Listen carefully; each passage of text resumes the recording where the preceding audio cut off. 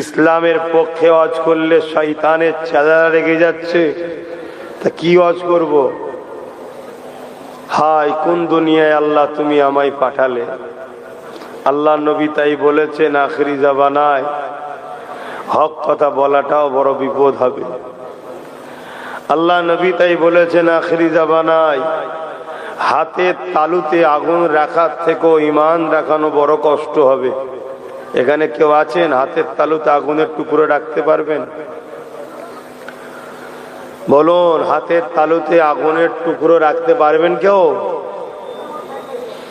হ্যাঁ কি না বলুন, কিছুটা কথা আছে। এর থেকেও কঠিন রসুল বলছেন ঈমান বাঁচানো, বড় কঠিন। সেই সময় এসে গেছে, বাপ এদেরকে একটু সুযোগ দেবা। এরা বাইরে বাইরে সব ছেলেরা থাকে, তারা কমসে কম গান বাজনা ছেড়ে দিয়ে আমার জলসাটুকু শোনে। আমি জানি এগুলো আমারও ঠিক পছন্দ নয়, কিন্তু তবুও ছেলেগুলো কমসে কম একটু শুনে, কাজে চালিয়ে দিয়ে শুনছে, হচ্ছে, কাজ টাজ করছে, গানটা তো ছেড়েছে। তাহলে আখরি জামানায় আল্লাহ রসুল বললেন, হাতের তালুতে আগুন রাখার থেকেও ঈমান বাঁচানো বড় কষ্টকর হবে। নামাজি বেড়েছে না কমেছে? নামাজি বেড়েছে না কমেছে? যদি না বাড়ে তো মসজিদ গুলো এত বাড়ছে কেন? আলেম বেড়েছে না কমেছে? মসজিদ মাদ্রাসা বেড়েছে না কমেছে? সবটাই বেড়েছে। তারপরেও কিন্তু পৃথিবী জুড়ে মার খাচ্ছি আমরাই। কারণ কি? নামাজ আছে, রোজা আছে, দাড়ি আছে, টুপি আছে, হজ আছে, যাকাত আছে। আল্লাহ রসুল বললেন, আখরি জামানায় মসজিদ ভর্তি। কথাগুলো মন দিয়ে শুনবেন ভাই। হতে পারে আমার কথায় আপনার উপকার হতে পারে, যদি আপনি মন দিয়ে শোনেন। উপকার তো হবে ইনশাল্লাহ, নিতে পারলে উপকার হবে। আল্লাহ নবী বললেন, আখরি জামানায় মসজিদ ভর্তি লোক থাকবে, একটা ইমানদার থাকবে না। শুনছেন? তাহলে মসজিদ ভর্তি হয়ে যদি ঈমান না থাকে, ও মসজিদ ভর্তি করে লাভ আছে? আল্লাহ রসুল বলছেন, হিন্দুস্তানের জমিনে জালিমদের জুলুমের মোকাবেলায় বদরের সাহাবাদের মতো সংখ্যা হবে। মানে ঈমানদার কত দুর্বল হবে বুঝতে, কত কম হবে বুঝতে পারছেন? আলহামদুলিল্লাহ, বিজয় যুগে যুগে ইনসাফেরই হয়, ন্যায়েরই হয়, মানবতারই হয়, সত্যেরই হয়। হক আল্লাহ তাআলার পক্ষে যারা, তাদেরই বিজয় হয়। জোরে বলুন সুবহানাল্লাহ। কিন্তু আমি আপনাদেরকে যেটা বোঝাতে চাইছি, আপনারা ইসলাম তো মানেন, আপনারা তো জান্নাত জাহান্নাম বিশ্বাস করেন, আপনারা তো আল্লাহ আছে মানেন, কোরআনকে সত্য বলে মানেন, রসুলকে মানেন। তাহলে আপনাকে তো বুঝতে হবে যে আল্লাহ রসুল বললেন, আমার উম্মত দাবিদারদের মধ্যে 73 দলে বিভক্ত হবে, 72 দল জাহান্নামে যাবে। 73 দলেই নামাজ, যাবে 72 দল জাহান্নামে। 73 দলেই রোজা, যাবে 72 দল জাহান্নামে। 73 দলেই হজ, যাবে 72 দল জাহান্নামে।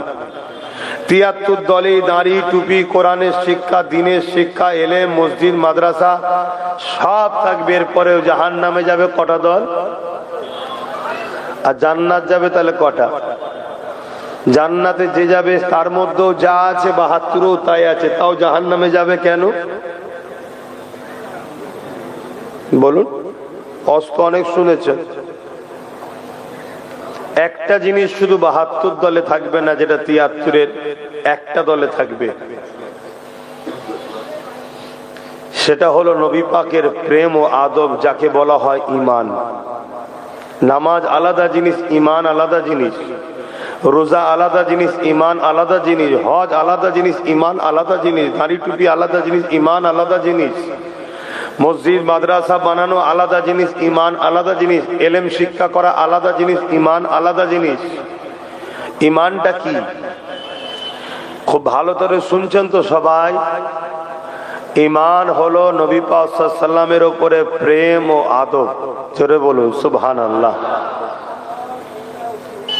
আজকে বড় দুঃখের বিষয়, আপনাদেরকে যদি আমরা বাঁচাতে চেষ্টা করি যাতে আপনারা ঈমান নিয়ে বাঁচেন, এত দুনিয়াদার হয়ে গেছে আমার নবীর উম্মত, আমার কওম, ভালো কথা বললো আমার কওমের ভালো লাগছে না।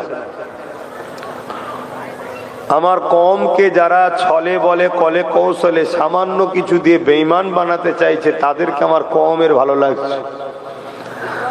আর আমরা যারা আপনাদেরকে বাঁচাতে চাইছি আমাদের কথা আপনাদের পছন্দ হচ্ছে না। বলুন ইসলাম কি বলবো? ইসলাম কাকে বলে?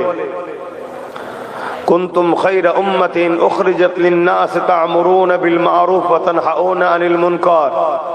আল্লাহ আমাদের কোনো কাজ দিয়েছে না দেয়নি? বলুন বলুন। দুটো কাজ দিয়েছে। নাম্বার 1 অন্যায়কে মিটাও, নাম্বার 2 ন্যায়কে প্রতিষ্ঠিত করো। এটা আল্লাহর হুকুম না হুকুম নয়? তাহলে আমরা কি করব না? এটাই তো কাজ। আসেন এগিয়ে যাচ্ছি।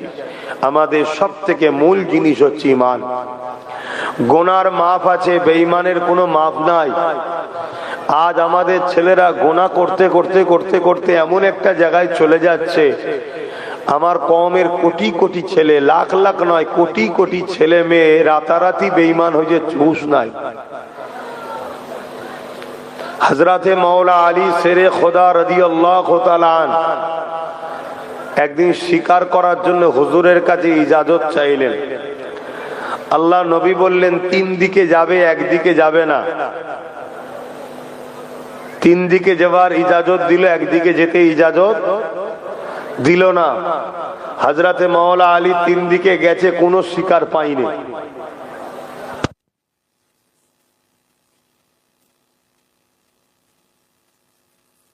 সেই দিকেই চলে গেছেন, খেয়াল নাই।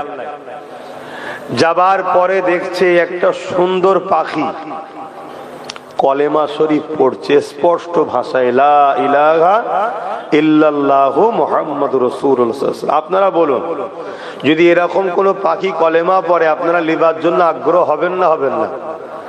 আমাদের তো ঈমান অনেক দুর্বল। মাওলা আলী তাহলে কত শখ যেচ্ছে, তা পাখিটাকে ধরার জন্য তিনি আগাচ্ছেন। যেই ধরতে যাবে পাখিটা উড়ে উড়ে উড়ে গিয়ে জঙ্গলের ভেতরে ঢুকে গেল। কিছু দূর যাবার পরে হযরতে আলী খুঁজে খুঁজে দেখছে যে পাখিটা কলমা পড়ছিল সেই পাখিটা নোংরা খাচ্ছে, পায়খানা। শুনছেন তো? নোংরা খাচ্ছে। ভাই বুঝছেন তো নাকি? পিছনের ভাইরা শুনতে পাচ্ছেন? একটু হাত তুলে সাক্ষী দেন, শুনতে পাচ্ছেন?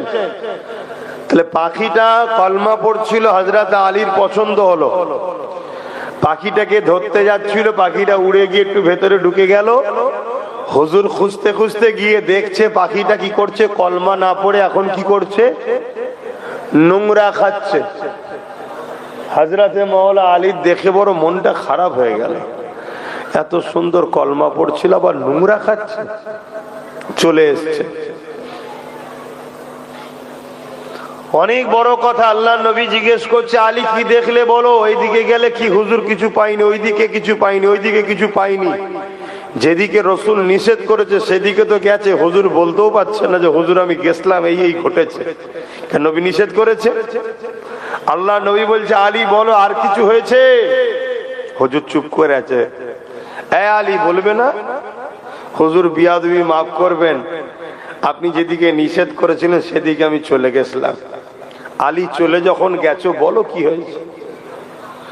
হুজুর একটা কি সুন্দর পাখি দেখলাম, যেটাকে আমি ধরতে গেলাম সে কলমা পড়ছে, পছন্দ হলো নিয়ে আসবো বলে দেখছি উড়ে উড়ে গিয়ে নোংরায় বসে নোংরা খাচ্ছে।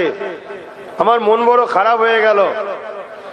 আল্লাহ নবী বললেন, আলী জেনে যখন গেছো, দেখে যখন পেয়েছো, তাহলে ওই পাখিটা কে জানবে না? ওই পাখিটা দ্বারা আল্লাহ কি জানাচ্ছে জানবে না? হুজুর জানার তো ইচ্ছা যাচ্ছে, আপনি বলেন। আল্লাহ নবী বললেন, ওটা আমার আখরি জামানার উম্মতের খসলত। শুনছেন আমার নবী কি বলছে? না এটাও বলা যাবে না, নবীর কথা বলা যাবে না। হাই রে হাই রে। আল্লাহ রসুল বলছেন ওটা আমার আখিরি জামানার উম্মতের খসলত। সকালে মোমেন হবে, বিকেলে কাফের হবে, বিকেলে সন্ধ্যায় মোমেন হবে, সকালে কাফের হবে। যে মুখে কলেমা পড়বে সেই মুখে সেরে কি স্লোগানও দেবে।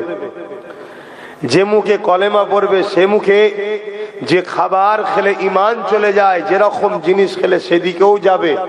যে মুখে কলেমা পড়বে সে মুখে এমন কথা বলবে যে কথায় আল্লাহ রসুল কষ্ট পাবে। কি গো আমার কওমের ভাইয়েরা করছে না করেনি? এবারে সেই গুলো যদি খোলাসা আমি বলি, বলা দরকার আছে না? নাই বললেই তবে তো বাঁচবেন আপনারা নাকি? আর খোলাসা বলতে গেলে যারা আপনাদেরকে বেঈমান বানাতে চাইছে তারা তো রেগে যাবে আমার উপরে। তাহলে কি করব? বন্ধ করে দিই? যে যা সাবজেক্ট পড়ায় তাকে সেই সাবজেক্টটাই তো দিতে হবে নাকি? হ্যাঁ, কেউ অঙ্কের টিচার, তাকে যদি এখন বলেন আপনি হিস্ট্রি পড়ান, তাহলে গন্ডগোল হবে না? হবে না?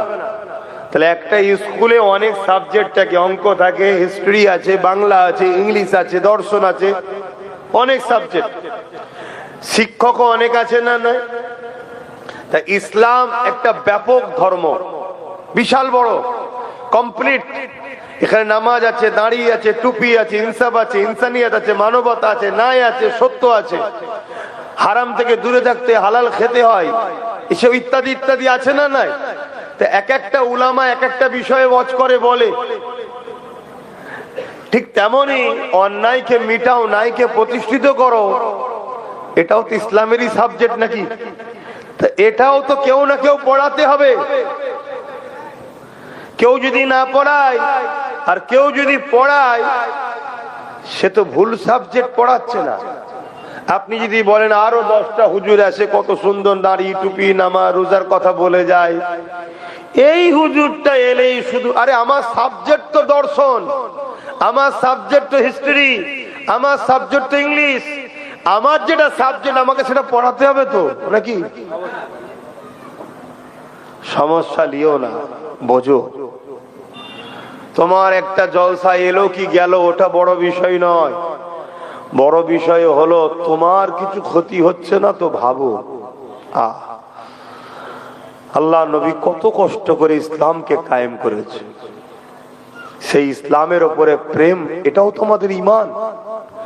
হ্যাঁ, হালকা বয়সে মানতে পারছি না, নামাজ কাজা করে ফেলছি, রোজা কাজা হয়ে যাচ্ছে, হজ করতে পারিনি, ঠিকভাবে দান খায়রাত শরিয়াত অনুযায়ী চলা, গান শুনে ফেলছি, সিনেমা দেখে ফেলছি, যাত্রা দেখে ফেলছি, হাতটাকে মাফ করো জেনাও পর্যন্ত করে ফেলছে, বড় বড় পাপ, মদ খেয়ে ফেলছে, বড় বড় পাপ স্বীকার করছি, আল্লাহ মাফ করুক।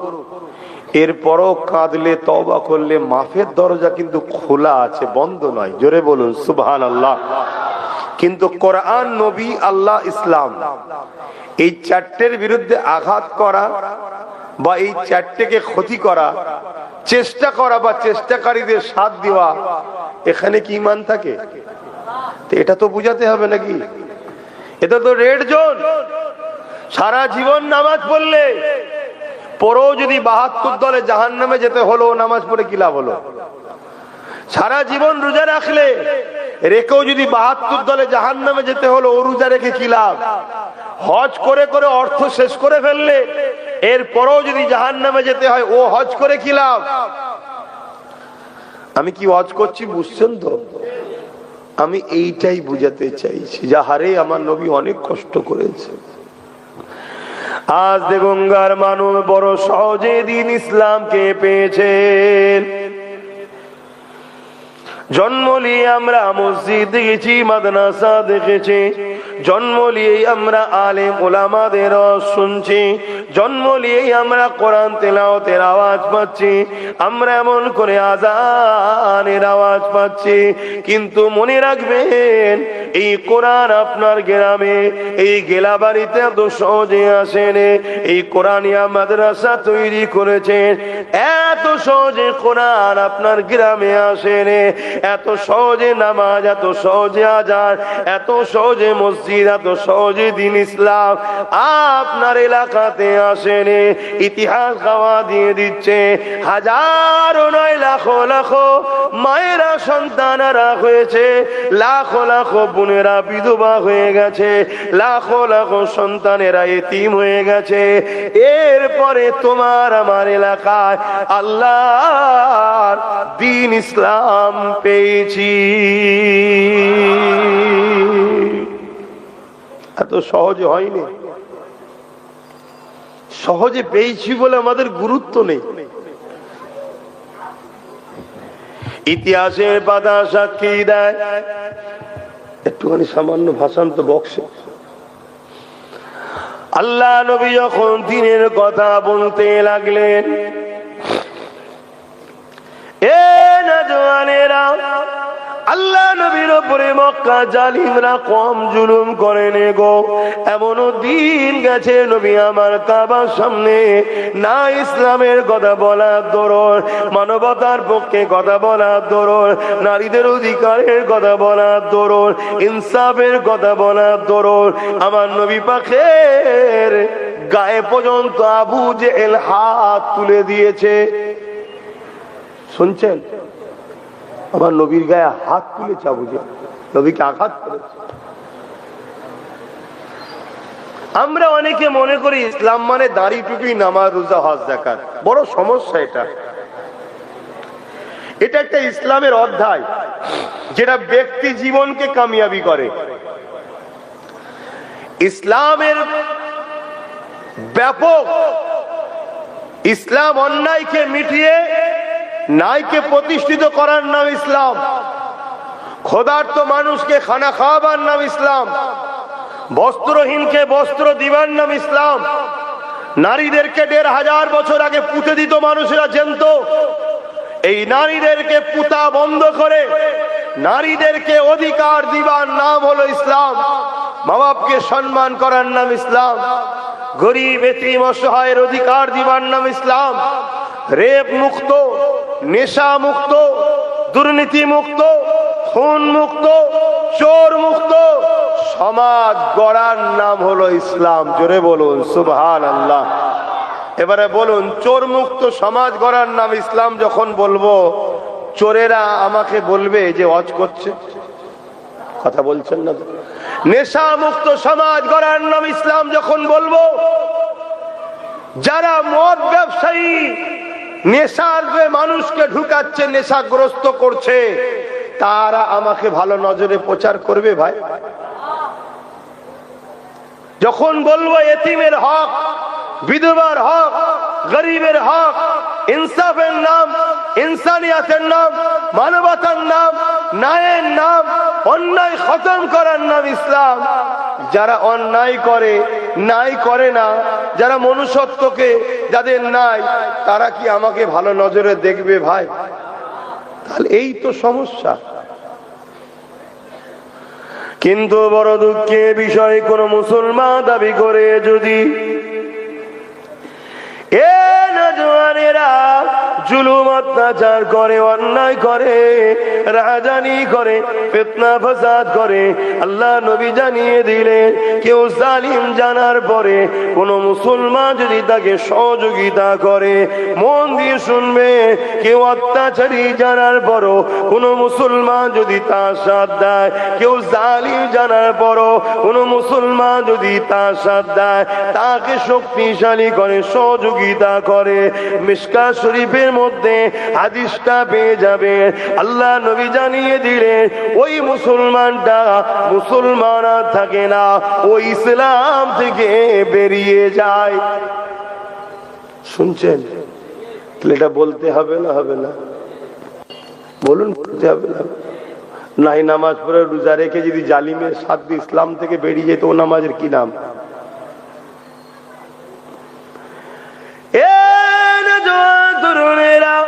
আল্লাহ নবী অনেক কষ্ট করেছে দ্বীন ইসলামের জন্য। আল্লাহ নবী জমিনে এসে যখন বলল লা ইলাহা ইল্লাল্লাহু আনা মুহাম্মাদুর রাসূলুল্লাহ, আল্লাহ ছাড়া কোনো ইলাহা নাই, আমি মুহাম্মদ আল্লাহর প্রেরিত রাসূল। তারপরে নবী আমার জানিয়ে দিয়েছে, এ দুনিয়ার মানুষেরা তোমরা নারী হত্যা বন্ধ করো, নারীদেরকে জেন্ত পুঁতে দিও না, নারীদেরকে বাজারে নিলামে তুলতে গুলো বন্ধ করো।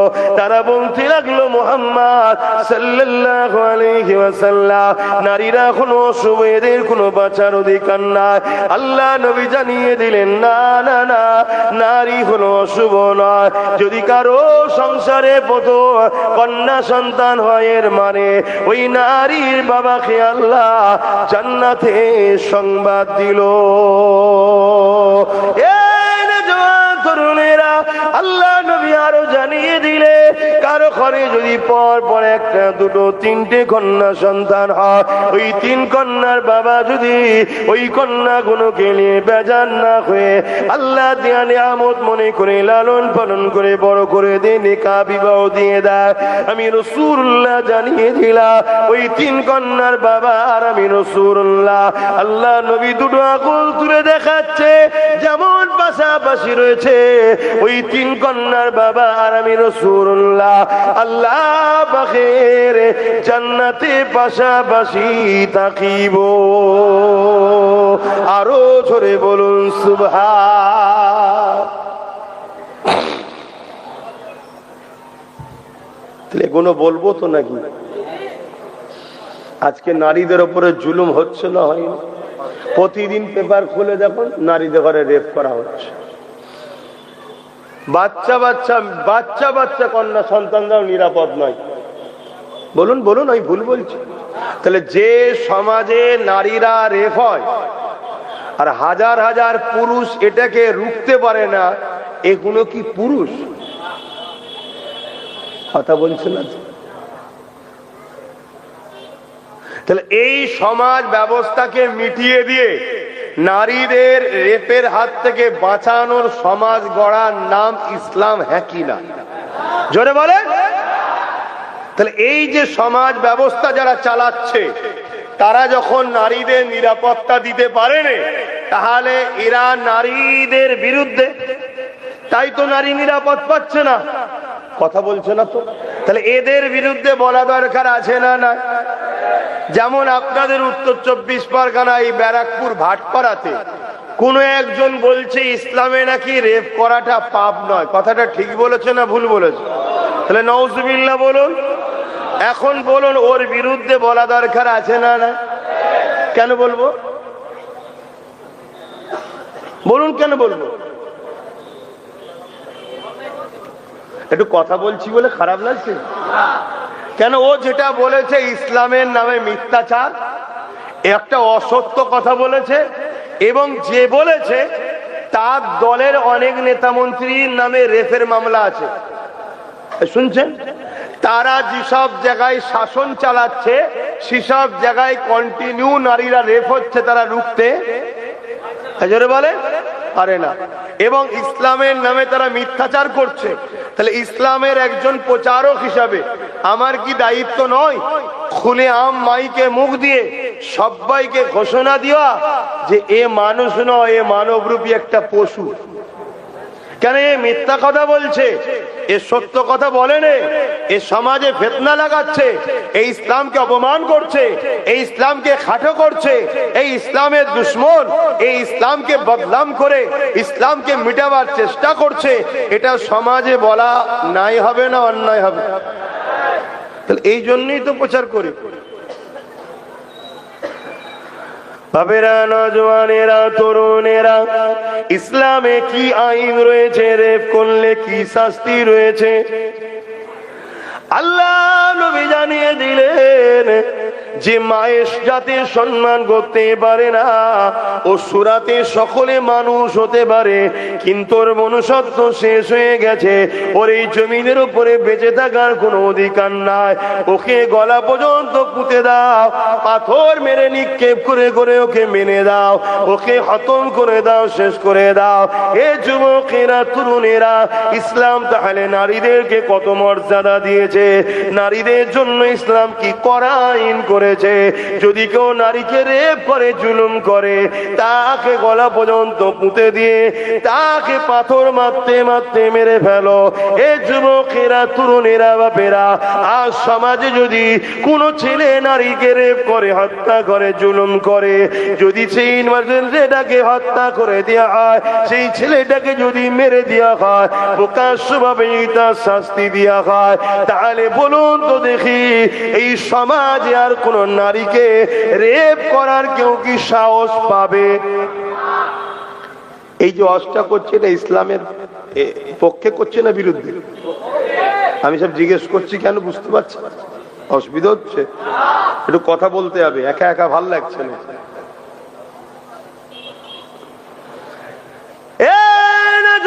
তরুণেরা, কিন্তু আজ আমার প্রশ্ন এই জায়গাতে, যে ইসলাম এত কড়া আইন করেছে, যেখানে আজ একটা নারীকে কেউ যদি রেপ করে, সঙ্গে সঙ্গে তাকে গলা পর্যন্ত পুঁতে দিয়ে পাথর মেরে মেরে ফেলো, এতে বাকি রেপিস যারা রয়েছে তাদের শয়তানটা ভেতরে যে আছে, ভেতরেই দোদকে দোদকে মরে যায়, যারা আর কোন নারী যেন রেপ না হয়। এটা বাস্তবে প্রমাণ আমার রাসূলুল্লাহ দেখিয়েছে 1450 বছর আগে। এই যুবকেরা, তরুণেরা, আল্লাহ নবী মক্কার প্রেসিডেন্ট, মদিনার প্রেসিডেন্ট হলো, এই আইনটা তৈরি করতে গেলে রাজ ক্ষমতার দরকার আছে না নাই? মুখে তো শুধু বলে দিলে হয় না। তাই নবী আমার মদিনার ক্ষমতায় আসলেন, নবী মদিনায় 10 বছর রাজনীতি করা শিখিয়েছে। কি গো, রাজনীতির কথা বলা যাবে তো নাকি? আবার তো অনেক বলে হুজুরের ছেলেরা রাজনীতির কথা বলবে কেন? রাজনীতি হুজুরের ছেলে পড়বে না তো তোর মতো জাহান্নামে গুলো বলবে? হুজুরের ছেলেরাই বলবে। বলা বন্ধ হয়ে গেছিল কেন? আমাদেরকে ঝোড়া চাপাতে দিয়েছিল। মলি সাহেব, হাফেজ সাহেবেরা বোতলে ফু দেবে আর বাবারা বাবারা করবে, শুধু এই লাইনে চলে গেছিল। আর বাজারে সব জায়গায় মাতব্বর, গেঁজাখোর, মাতাল, পাক পবিত্র জানে না জ্ঞান, তারা সব জায়গায় মাতব্বর হয়ে লাঠি ঘুরাচ্ছিল। হ্যাঁ, যেই ধরিছে বা সব কেড়ে কেড়ে কেড়ে করে উঠেছে একদম ভুরু, তাই তো নাকি?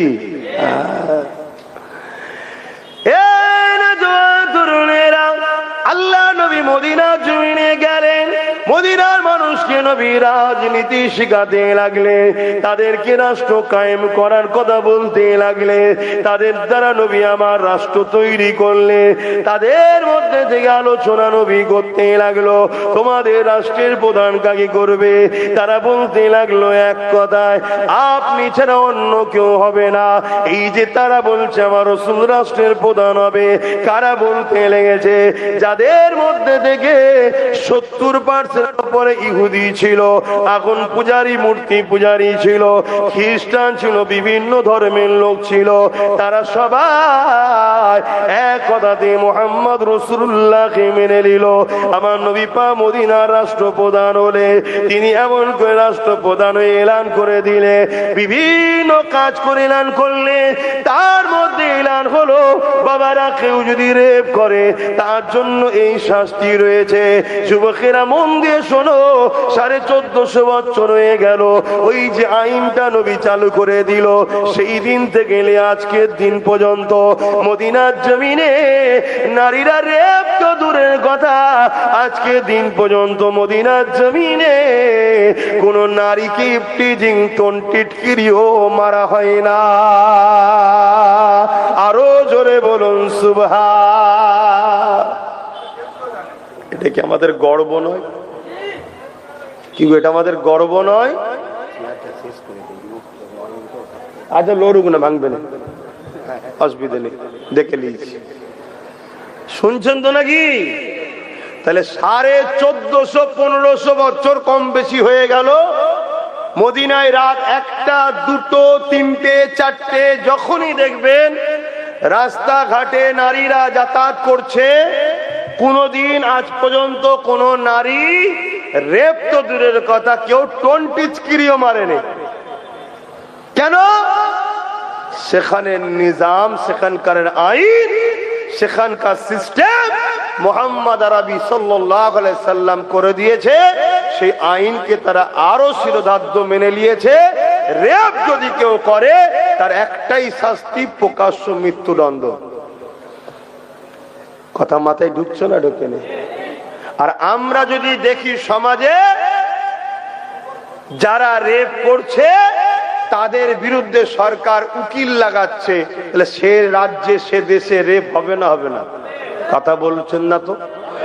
এইটা সমাজকে একটু জানানো দরকার আছে না নাই? যে রেপিস্টদের সাপোর্ট করে, যে রেপিস্টদের সাপোর্ট করে সে কি ভালো মানুষ? সে কি নারী জাতকে সম্মান করলো না অপমান করলো? এবার যখনই বলবো তখন বলবে এ হজ করার কি দরকার? কেন? যখন ওই শয়তানের কথা বললাম তখন তো বললেন বলতে হবে। তাহলে এটাও তো আপনাদের জানা দরকার যে আমাদের কলকাতাতে একজন লেডি ডাক্তার তিলোত্তমা, নাম শুনেছেন তো? রেপ হয়েছে না হয়নি? তার আসামিরা প্রকৃত শাস্তি পাক। একটা মানুষ হিসাবে মনুষ্যত্ব থাকলে সবার বলা দরকার আছে না না? ওজন তার আসামিদেরকে বাঁচাবার জন্য আমাদের রাজ্য সরকার কোটি কোটি টাকা লাগিয়েছে উকিলের পিছনে, যাতে আসামিগুলো বাঁচে। এ খবরটা আপনাদের কাছে আছে? এক কথা বুঝে আসছে না নাই? তাহলে ট্যাক্স দিচ্ছি আমরা, ট্যাক্স দিচ্ছি কারা? আমরা। আর এমন এক অপদার্থ বসেছে, সে রেপিস্টদের ঘরে শাস্তি না দিয়ে আমাদের ট্যাক্সের টাকা খরচ করছে উকিলের পিছনে। কেন? যাতে রেপিস্টদের ঘরে বাঁচানো যায়। তাহলে এই কাজে যে মুসলমান সহযোগিতা করবে কিয়ামতের দিন সে বিপদে পড়বে না পড়বে না? এটা আমার আব্বাকে, আমার মাকে, আমার ভাইকে, আমার বোনকে সজাগ করা দরকার আছে না না? যে আমার নাই তুই লিবি না আলাদা কথা, কিন্তু আমার গুলোকে তো আমার সজাগ করতে হবে। কথা কিছু ঢুকছে মাথায়? এইটার জন্য আব্বাস সিদ্দিকীর ওপর রাগ, এই জন্য, অন্য কিছু না। বাপেরা গিয়ে চলেন আসেন আমার নবী পাক সাল্লাল্লাহু আলাইহি ওয়াসাল্লাম। এ যুবকেরা, তোমাকে আমাকে শিরক থেকে মুক্ত থাকার কথা বলেছে, তোমাকে আমাকে শিরকের বিষয়ে নবী আমার সজাগ করেছে। বাবারা, শিরক হলো সব থেকে গুনাহ আযীম, সব থেকে বড় গুনাহ শিরক। ওই শিরক থেকে তুমি দূরে রাখো। তুমি তোমার স্রষ্টার সঙ্গে কাউকে শরীক করো না বাবা। তুমি তোমার স্রষ্টার নাম ছাড়া অন্য কারো নামে কোনো জিনিস যদি উৎসর্গ করো, ওইটাকে তুমি খেও না বাবা। ওটাকে খেলে তোমার ঈমান চলে যাবে। এ নওজওয়ানেরা, তরুণেরা, এ নবী পাকের প্রেমিকেরা, আমাদেরকে বিভিন্ন দিক দিয়ে বেঈমান বানাতে চাইছে, আমাদেরকে বিভিন্ন দিক দিয়ে আল্লাহ রাসূলের দিয়ে সরাবার চেষ্টা চলছে। কেন চলছে?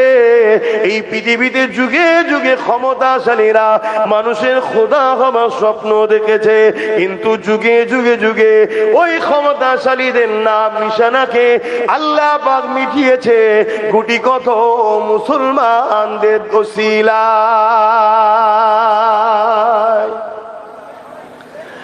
এ নওজওয়ানেরা, ফিরআউনকে আল্লাহ মিটিয়ে দিয়েছে সামান্য মুসলমান, গুটি কত মুসলমানের দ্বারা। এ যুবকেরা, নমরুদকে আল্লাহ মিটিয়েছে গুটি কত মুসলমানের দ্বারা। বদরের জমিনে আবু জেহেল, উতবা, সাইবার মতো বিশাল বাহিনীকে আল্লাহ পাক নেস্তেনাবুদ করে দিয়েছে গুটি কত মুসলমানের দ্বারা। মাত্র 313 জন ছিল, এদের হাতে কারো অস্ত্র ছিল না, অথচ আবু জেহেলের সংখ্যা 1000 ছিল, তাদের হাতে অস্ত্র ছিল, তারা উট ঘোড়ার পিঠে চেপে এসেছিল। আর এই গুটি কত মুসলমান 313 জন যিনারা ছিলেন, ইনাদের হাতে খাজুরের ডাল ছিল। ইতিহাস আপনারা সবাই জানেন। এ যুবকেরা, তরুণেরা, বাপেরা, ওই লড়াইয়ের ময়দানে কাতার ঠিক হতে লেগেছে। ওই কাতারের মধ্যে দুটো ছোট ছোট বাচ্চা দাঁড়িয়ে রয়েছে। আল্লাহ নবী ওই দুটো বাচ্চার কাছে আগিয়ে গেল। যাবার পরে করে দেখতে লেগেছে। ওই বাচ্চা দুটো পায়ের মোড়াগুলোর ওপরে ডিঙি মেরে মাথাটাকে একটু তুলতে লেগেছে। কেন রাসূলুল্লাহ বলেছে বাচ্চাদের বুড়োদের আর নারীদের লড়াইয়ের ময়দানে যেতে নেই এবং এদের ওপরে জুলুমও এদের ওপরে হামলাও করতে না।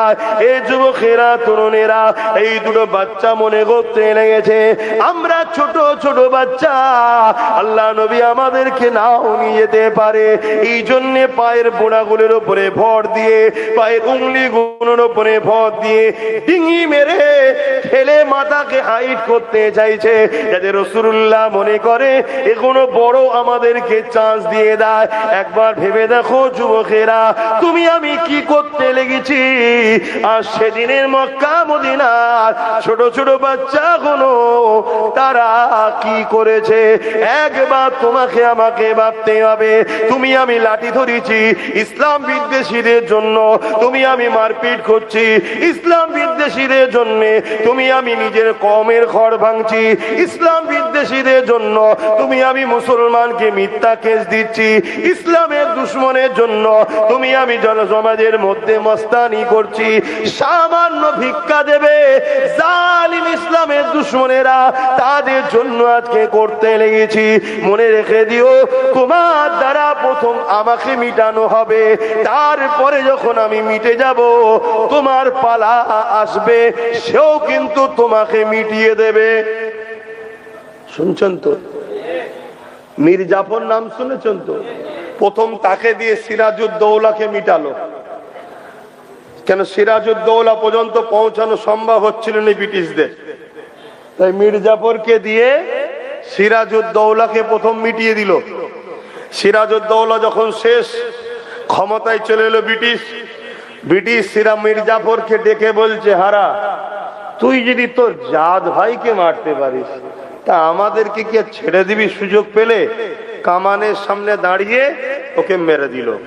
যেসব মুসলমানরা আজকের এই ব্রিটিশদের দালাল, এদের সাথ দিচ্ছ, এই জালিমদের সাথ দিচ্ছ, মনে রেখে দিও এদের দ্বারা তোমাদের ঘরে যে ইরা আমাদের পিছনে লড়াচ্ছে, আমাদের উপরে হামলা করাচ্ছে, আমাদেরকে গালিগালাজ দিয়াচ্ছে, যেদিন মিটে যাব আমরা সেদিন মনে রাখবে এরা তোমাদেরকেও আর প্রয়োজন। কথা মাথায় ঢুকছে? এগুলো বোঝো। কেননা দুনিয়ার সবার লক্ষ্য ইসলামকে মিটাতে হবে, দুনিয়ার সবার লক্ষ্য আল্লাহ দ্বীনকে মিটিয়ে দিতে হবে।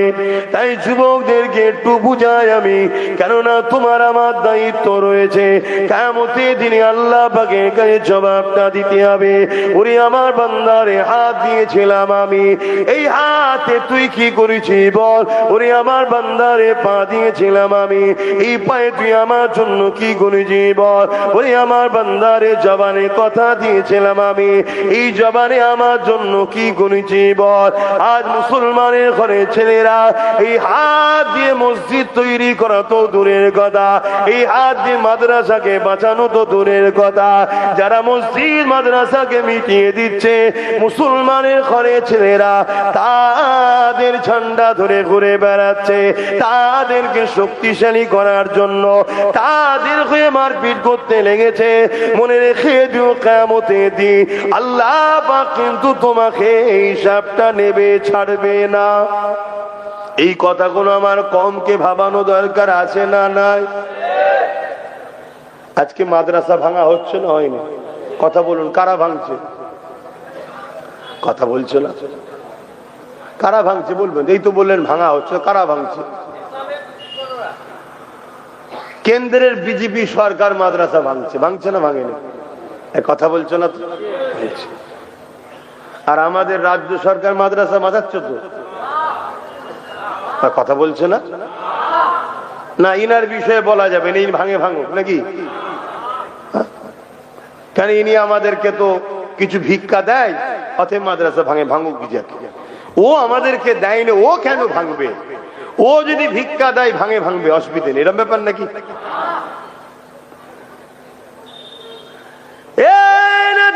তরুণেরা যারা আমার মাদ্রাসা মাদ্রাসা দুশ্মন, তারা আমাদের দুশ্মন, যারা আমার মসজিদের দুশ্মন তারা আমার দুশ্মন। এই আকীদা আমাদেরকে তৈরি করতে হবে। দুনিয়াদারি চলতে গিয়ে একে অপরকে সাথ দিয়েছি, দিচ্ছি, দেবে আলাদা বিষয়। ততক্ষণ পর্যন্ত বন্ধুত্ব থাকবে, ততক্ষণ পর্যন্ত সম্পর্ক থাকবে, যতক্ষণ পর্যন্ত তুমি আমার দ্বীনের বিরোধী না করবে। তুমি মানবে না মানবে এটা তোমার ব্যাপার, তুমি বুঝে নেবে। কিন্তু তুমি আমার দ্বীনের বিরোধী করছো কেন? তুমি যদি নাও মানো, মানুষ হিসেবে তোমার সঙ্গে আমি মিশবো, কিন্তু আমার দ্বীনের বিরোধী যদি করো তাহলে তোমার সঙ্গে আমার মিশা সম্ভব না। কেননা রাসূলুল্লাহ জানিয়ে দিয়েছে, অন্যায় দেখলে হাত দিয়ে রোখো, হাতে যদি রুখতে না পারো মুখ দিয়ে প্রতিবাদ করো, মুখ দিয়ে যদি প্রতিবাদ করতে না পারো অন্তর থেকে ঘৃণা করে লাও। এ যুবকেরা, তরুণেরা, বাপেরা, তাহলে আজকে কেউ মাদ্রাসা ভাঙবে, কেউ মসজিদ ভাঙবে, কেউ মাদ্রাসা শিক্ষা বন্ধ করে দিয়ে ইসলামের শিক্ষা কেন্দ্র, ইসলামের ভান্ডার যেখানে, সেই কেন্দ্রগুলোকে যারা মিটাতে চাইবে এদেরকে হাত দিয়ে রুখা দরকার আছে না? না। আল্লাহ নবী বললেন হাত দিয়ে রুখতে, যদি হাত দিয়ে রুখতে না পারো মুখ দিয়ে প্রতিবাদের দরকার আছে না? না। যদি মুখেও প্রতিবাদ করতে না পারো আল্লাহ নবী বললেন অন্তর থেকে ঘৃণা করে দূরে সরে যাও। যদি ঘৃণা করে দূরে সরে যাবার কথা নবী আমার যখন বললেন, আল্লাহ নবী বললেন এই ঈমানটা হলো বড় দুর্বল। কোন ঈমানটা দুর্বল? অন্তর থেকে ঘৃণা করে সরে যাওয়া, কিন্তু ঈমান আছে, কিন্তু দুর্বল ঈমান। তাহলে এ ক্যাটাগরির ঈমান কি? মসজিদ মাদ্রাসা কেউ ভাঙছে, হাত দিয়ে রোখো। শুনছেন?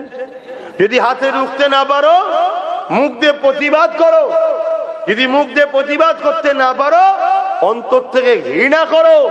যদি ঘৃণা করো তারও ঈমান আছে, কিন্তু হাত দিয়ে যে রুখছে তার মতো নয়, মুখ দিয়ে যে প্রতিবাদ করছে তার মতো নয়, কিন্তু ঈমান আছে।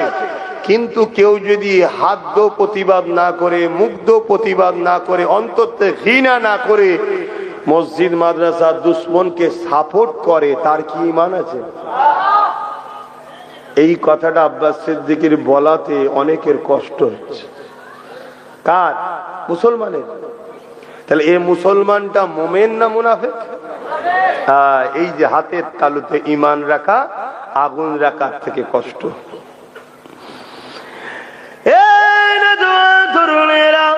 আল্লাহ নবী কত কষ্ট করেছে যে দিন ইসলামের জন্য, আর দুনিয়ার কারো স্বার্থের জন্য, তুমি ঘর বাড়ি টাকা পয়সা স্বার্থের জন্য আমার নবী দুশমনদের বিরুদ্ধে কথা বললে তোমার দিলে যদি ব্যথা হয়, কষ্ট হয়, মনে রেখে দিও তুমি মুনাফিক হয়ে গেছো।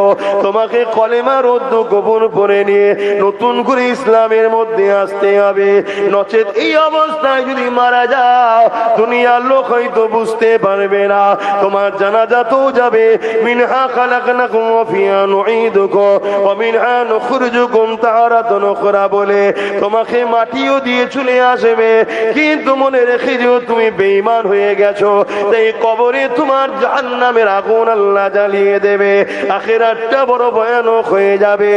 এই না জওয়ান তরুণেরা, এই মসজিদ মাদ্রাসা চললে, এই দিন ইসলামের জন্য আজ প্যালেস্টাইনবাসীরা তারা নিজেদের পরিবার, নিজেদের ঘর সবকিছুকে উজাড় করে দিল, কিন্তু মসজিদ আকসাকে তারা ছাড়লো না।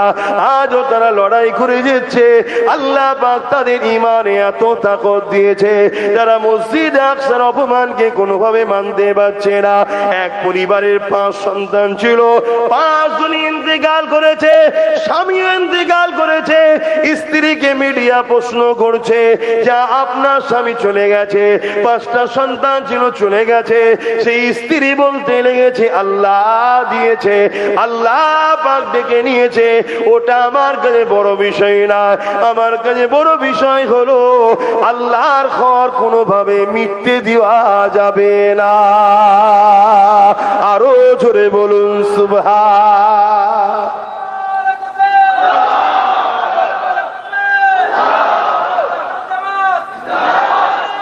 আল্লাহ। আর আজ আমাদের মুসলিম সমাজের কিছু লোক আছে, আমাদের ঈমান কোথায়? যে না সবই ঠিক আছে, মাদ্রাসা ভাঙছে ভাঙুক গে যাক, আমাকে 50,000 1 লাখ দিলেই হবে, এরম আছে না নাই? তারা আমার কথা ভালো নজরে নেবে? মাদ্রাসা ভাঙছে ভাঙে যাক, আমাকে একটা গাড়িতে দিলেই হয়ে যাবে, কি একটু বাড়ি করে দিলে, কি কোনো জায়গায় জায়গাতে দিলে, কি একটু আলো লেগিয়ে দিলে গাড়ির উপরে, ব্যাস আমি খুশি। মাদ্রাসা যাচ্ছে যাক না। তো বলো আপনারাও কি তাদের দলে?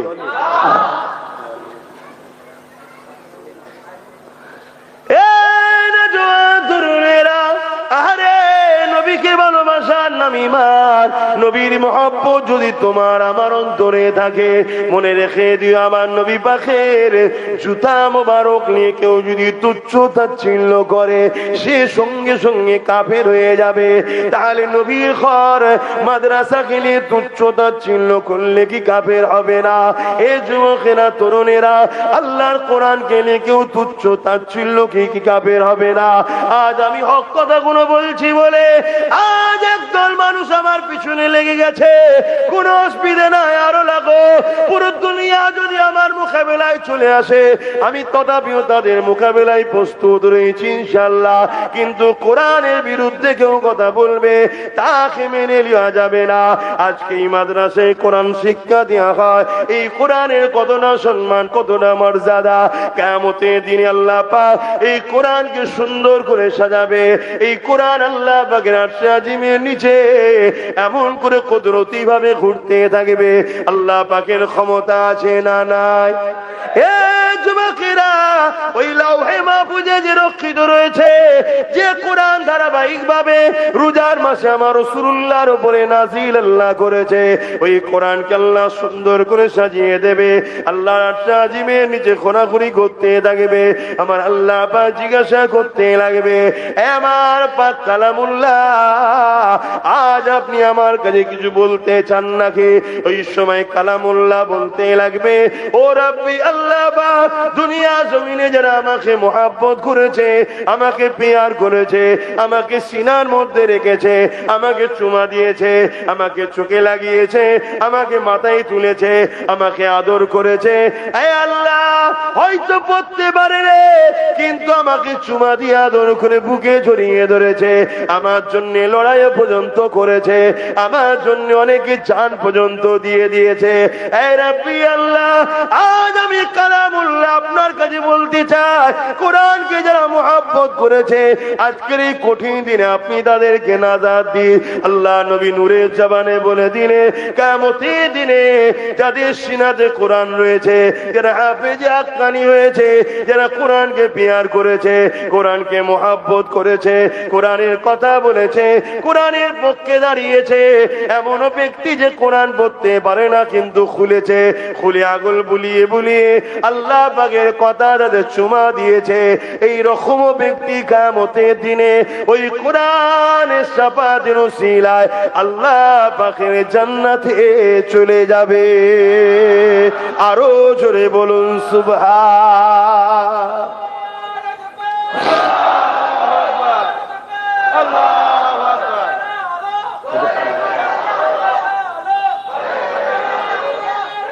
আল্লাহ, তাহলে বলুন আপনার কোরআনের পক্ষে না বিপক্ষে? আপনারা কারা কোরআনের পক্ষে একটু হাত তুলে সাক্ষী দেন।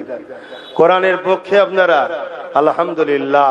তাহলে কোরআনের পক্ষে যখন আপনারা বলছেন, তাহলে কেউ যদি বলে কোরআন মিটে যাবে, আমার উন্নয়ন মিটবে না, এই কথাটা সে ঠিক বলেছে না ভুল বলেছে? তার ক্ষমা চাওয়া দরকার আছে না নাই? যদি ক্ষমা না চায়, তাহলে তার সাথ কি কোন কোরআনের পক্ষের লোক দিতে পারবে? আমার কথা আপনারা বুঝতে পারছেন? যদি ক্ষমা চেয়ে এলে আলাদা কথা, ভুল হতে পারে মানুষের বলতে গিয়ে ভুল হয়ে যেতে পারে, তার ক্ষমা চাওয়া দরকার আছে না নাই? যদি ক্ষমা না চায়, এরপরও কোন মুসলমান যারা কোরআনের পক্ষে দাবি করছে, তারা কি তার সাথ দিতে পারবে? যদি সাথ দেয়, কোরআনের পক্ষে থাকা দাবিটা আর সত্য বলে মেনে নেওয়া যাবে না। এই কথাই কারা একমত? ও যদি ক্ষমা না চায়, ওর সাথ আমরা দেবো না। কে কে সাথ দিতে আমার সঙ্গে একমত? হাত তুলে দেখায়, হাত লম্বা করে ধরে। আল্লাহ দেখছে কিন্তু, ধোকা দিচ্ছেন না তো? এই মজলিসে বসে ধোকা দিচ্ছেন না তো? হাত নামান।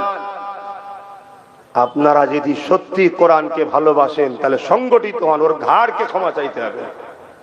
আর আপনারা যদি দালালি করেন, সামান্য ভিক্ষায় ওদের কাছে যদি বিক্রি হয়ে যান, আজ জমানে বলেছে কোরআন শেষ হয়ে যাবে, কালকে কোরআনকে সত্যি মিটাবার জন্য মাদ্রাসাগুলোকে এরা ব্যান করে দেবে।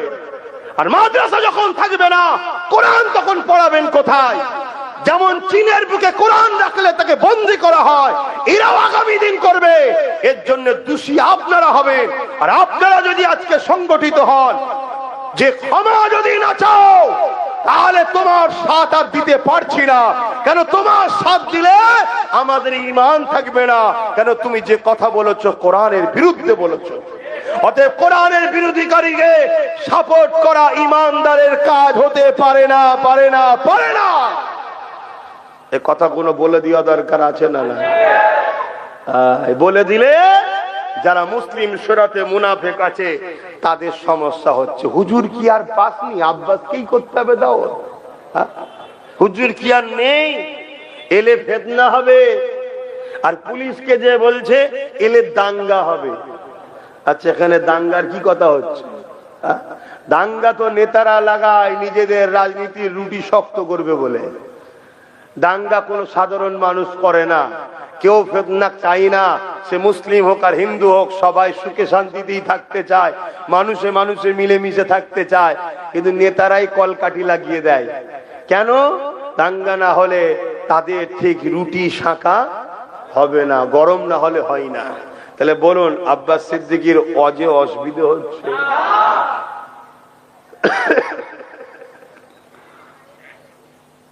বলবো না থাকবে? ভুলে যাবেন না তো?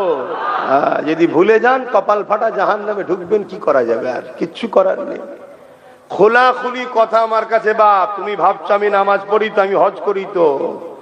নামাজ তো আব্দুল্লাহ ইবনে উবাইও করেছিল, হজ তো আব্দুল্লাহ ইবনে উবাইও করেছিল। রাইসুল মুনাফিক আব্দুল্লাহ ইবনে উবাই, নাম শুনেন না? একটু বলবো? এই যুবকরা শুনবে? হ্যাঁ শোনো। আল্লাহ নবীর পিছনে ইক্তেদা করে নামাজ পড়তো। মদিনা নববী শরীফে রাসূল ইমাম, আর নবী পাকের পিছু পিছু সোজাসুজি দাঁড়াতো, অন্য কাউকে দাঁড়াতে দিত না। সরো, আমি দাঁড়াবো। দাঁড়িয়ে গিয়ে নামাজ পড়তো। আল্লাহ নবী জিহাদে যেতেন, ও সাথে যেত। আল্লাহ নবী হজ করতে গেছেন, ও হজ করতে গেছে। আল্লাহ নবী দ্বীনের কথা বলতেন, কোরআনের কথা বলতো, বসে বসে শুনতো। আল্লাহ নবী রোজা রাখতেন, ও রাখতো। আল্লাহ নবীর সঙ্গে ইফতার করেছে, আল্লাহ নবীর হাতে হাত দিয়েছে, দাড়ি রেখেছে, টুপি পরেছে, পাগড়ি পরেছে, জুব্বা পরেছে। কিন্তু কোরআন ঘোষিত জাহান্নামী হয়েছে। কারণ কি? হযরতে আবু বকর সিদ্দিককে জিজ্ঞাসা করা হয়েছে, এ আবু বকর সিদ্দিক, আপনিও নামাজ পড়েন, আব্দুল্লাহ ইবনে উবাইও নামাজ পড়ে। এ আবু বকর, আপনিও রোজা রাখেন, আব্দুল্লাহ ইবনে রোজা রাখে। এ আবু বকর সিদ্দিক, আপনারও দাঁড়িয়ে আছে, আব্দুল্লাহ ইবনে উবাইয়েরও দাঁড়িয়ে রয়েছে। এই আবু বকর সিদ্দিক, আপনি হজ করেছেন, আব্দুল্লাহ ইবনে উবাইও হজ করেছে। এই আবু বকর সিদ্দিক, আপনি জিহাদে গেছেন, আব্দুল্লাহ ইবনে উবাইও জিহাদে গেছে। এই আবু বকর সিদ্দিক, আপনার দাড়ি টুপি জুব্বা পাগড়ি আছে, আব্দুল্লাহ ইবনে উবাইয়ের দাড়ি টুপি জুব্বা পাগড়ি আছে। এই আবু বকর সিদ্দিক, আপনি জান্নাতি দুনিয়া থেকে সার্টিফিকেট পেয়েছেন, আর আব্দুল্লাহ ইবনে উবাই কোরআন ঘোষিত জাহান্নামী হয়ে গেছে। এর কারণটা কি? হযরতে আবু বকর সিদ্দিক বলল, ওর যা আছে আমার তাই আছে, আমার যা আছে ওর তা নাই। ও নামাজ পড়ে আমিও পড়ি, ও রোজা রাখে আমিও রাখি, ও হজ করে আমিও করি, ওর দাড়ি টুপি আছে আমারও আছে, ও রাসূলুল্লাহর সাথে জিহাদে গেছে আমিও গেছি। এই দিক দিয়ে ওর যা আছে আমারও তাই আছে, কিন্তু আমার যা আছে ওর তা নাই। আমার দিলে আল্লাহ, নবী, কোরআন, ইসলামের উপরে মহব্বত, ভালোবাসা দিল থেকে আছে, ওর লোক দেখানো করে, দিল থেকে করে না। এই জন্য ও মুনাফিক, জাহান্নামী। আর আমার ইমানের জন্য আল্লাহ আমাকে জান্নাতে সার্টিফিকেট দিয়েছে। প্রতি বছরে অমুসলিম থেকে অনেক মানুষ ইসলাম কবুল করছে, খবর আছে তো নাকি? তাহলে মুসলমান কি অমুসলিম হয় না? তারা যাচ্ছে কোথায়? সেইগুলো কই? শোনো মন দিয়ে, আব্বাস সিদ্দিকী যেগুলো বলে 8 বছর আগে বলেছি, আস্তে আস্তে ঘটছে সব। আজ বলছি আগামীতে ঘটবে, কিন্তু সজাগ যদি না হও আফসোস করতে হবে, কিছু করার থাকবে না। যেমন 8 বছর আগে বলেছিলাম ওয়াকফ চলে যাচ্ছে, বাঁচাও। কত আন্দোলন করেছি ওয়াকফ নিয়ে, আপনাদের এলাকাতেও করেছি, সাক্ষী আছেন তো নাকি? আওয়াজ দেন, করেছি না করিনি? এ তো 2025 এ সালে না হয় আইন তৈরি হয়েছে, তার আগে আন্দোলন করেছি, কিন্তু আজকে আইন তৈরি হয়ে গেল। কিন্তু সেই দিন থেকে যদি আমরা সজাগ হতাম, সেই দিন থেকে যদি আমরা জাগতাম, সেই দিন থেকে যদি আমরা তৈরি হতাম, তাহলে কিন্তু আজ সুযোগ পেত না। সুযোগ আমরাই করে দিই। চোর যেমন চুরি করে পাপ, চোরকে চুরি করার কেউ সুযোগ করে দিলে ওটা কি পাপ নয়? কি গো বলবেন তো নাকি? ওটা পাপ নয়? আপনার পাড়াতে একজন এসে একজনের বাড়িতে চুরি করেছে, আর গ্রামের আরেকজন মই দিয়েছিল দিয়াল টপকাবার জন্য। পুলিশ কি যে মই দিয়েছে ওকে ধরবে না? কথা বলছে না তো? হ্যাঁ, তুও বেটা চ। স্যার আমি তো কিছু ভাগ পাইনি। ভাগ পাসনি তো কি হয়েছে, মই দিলি কেন? কি আব্বা ঠিক বলছি তো নাকি? মই দিলি কেন? ঠিক তেমনই আজ ওয়াকফের কেউ আইন তৈরি করেছে,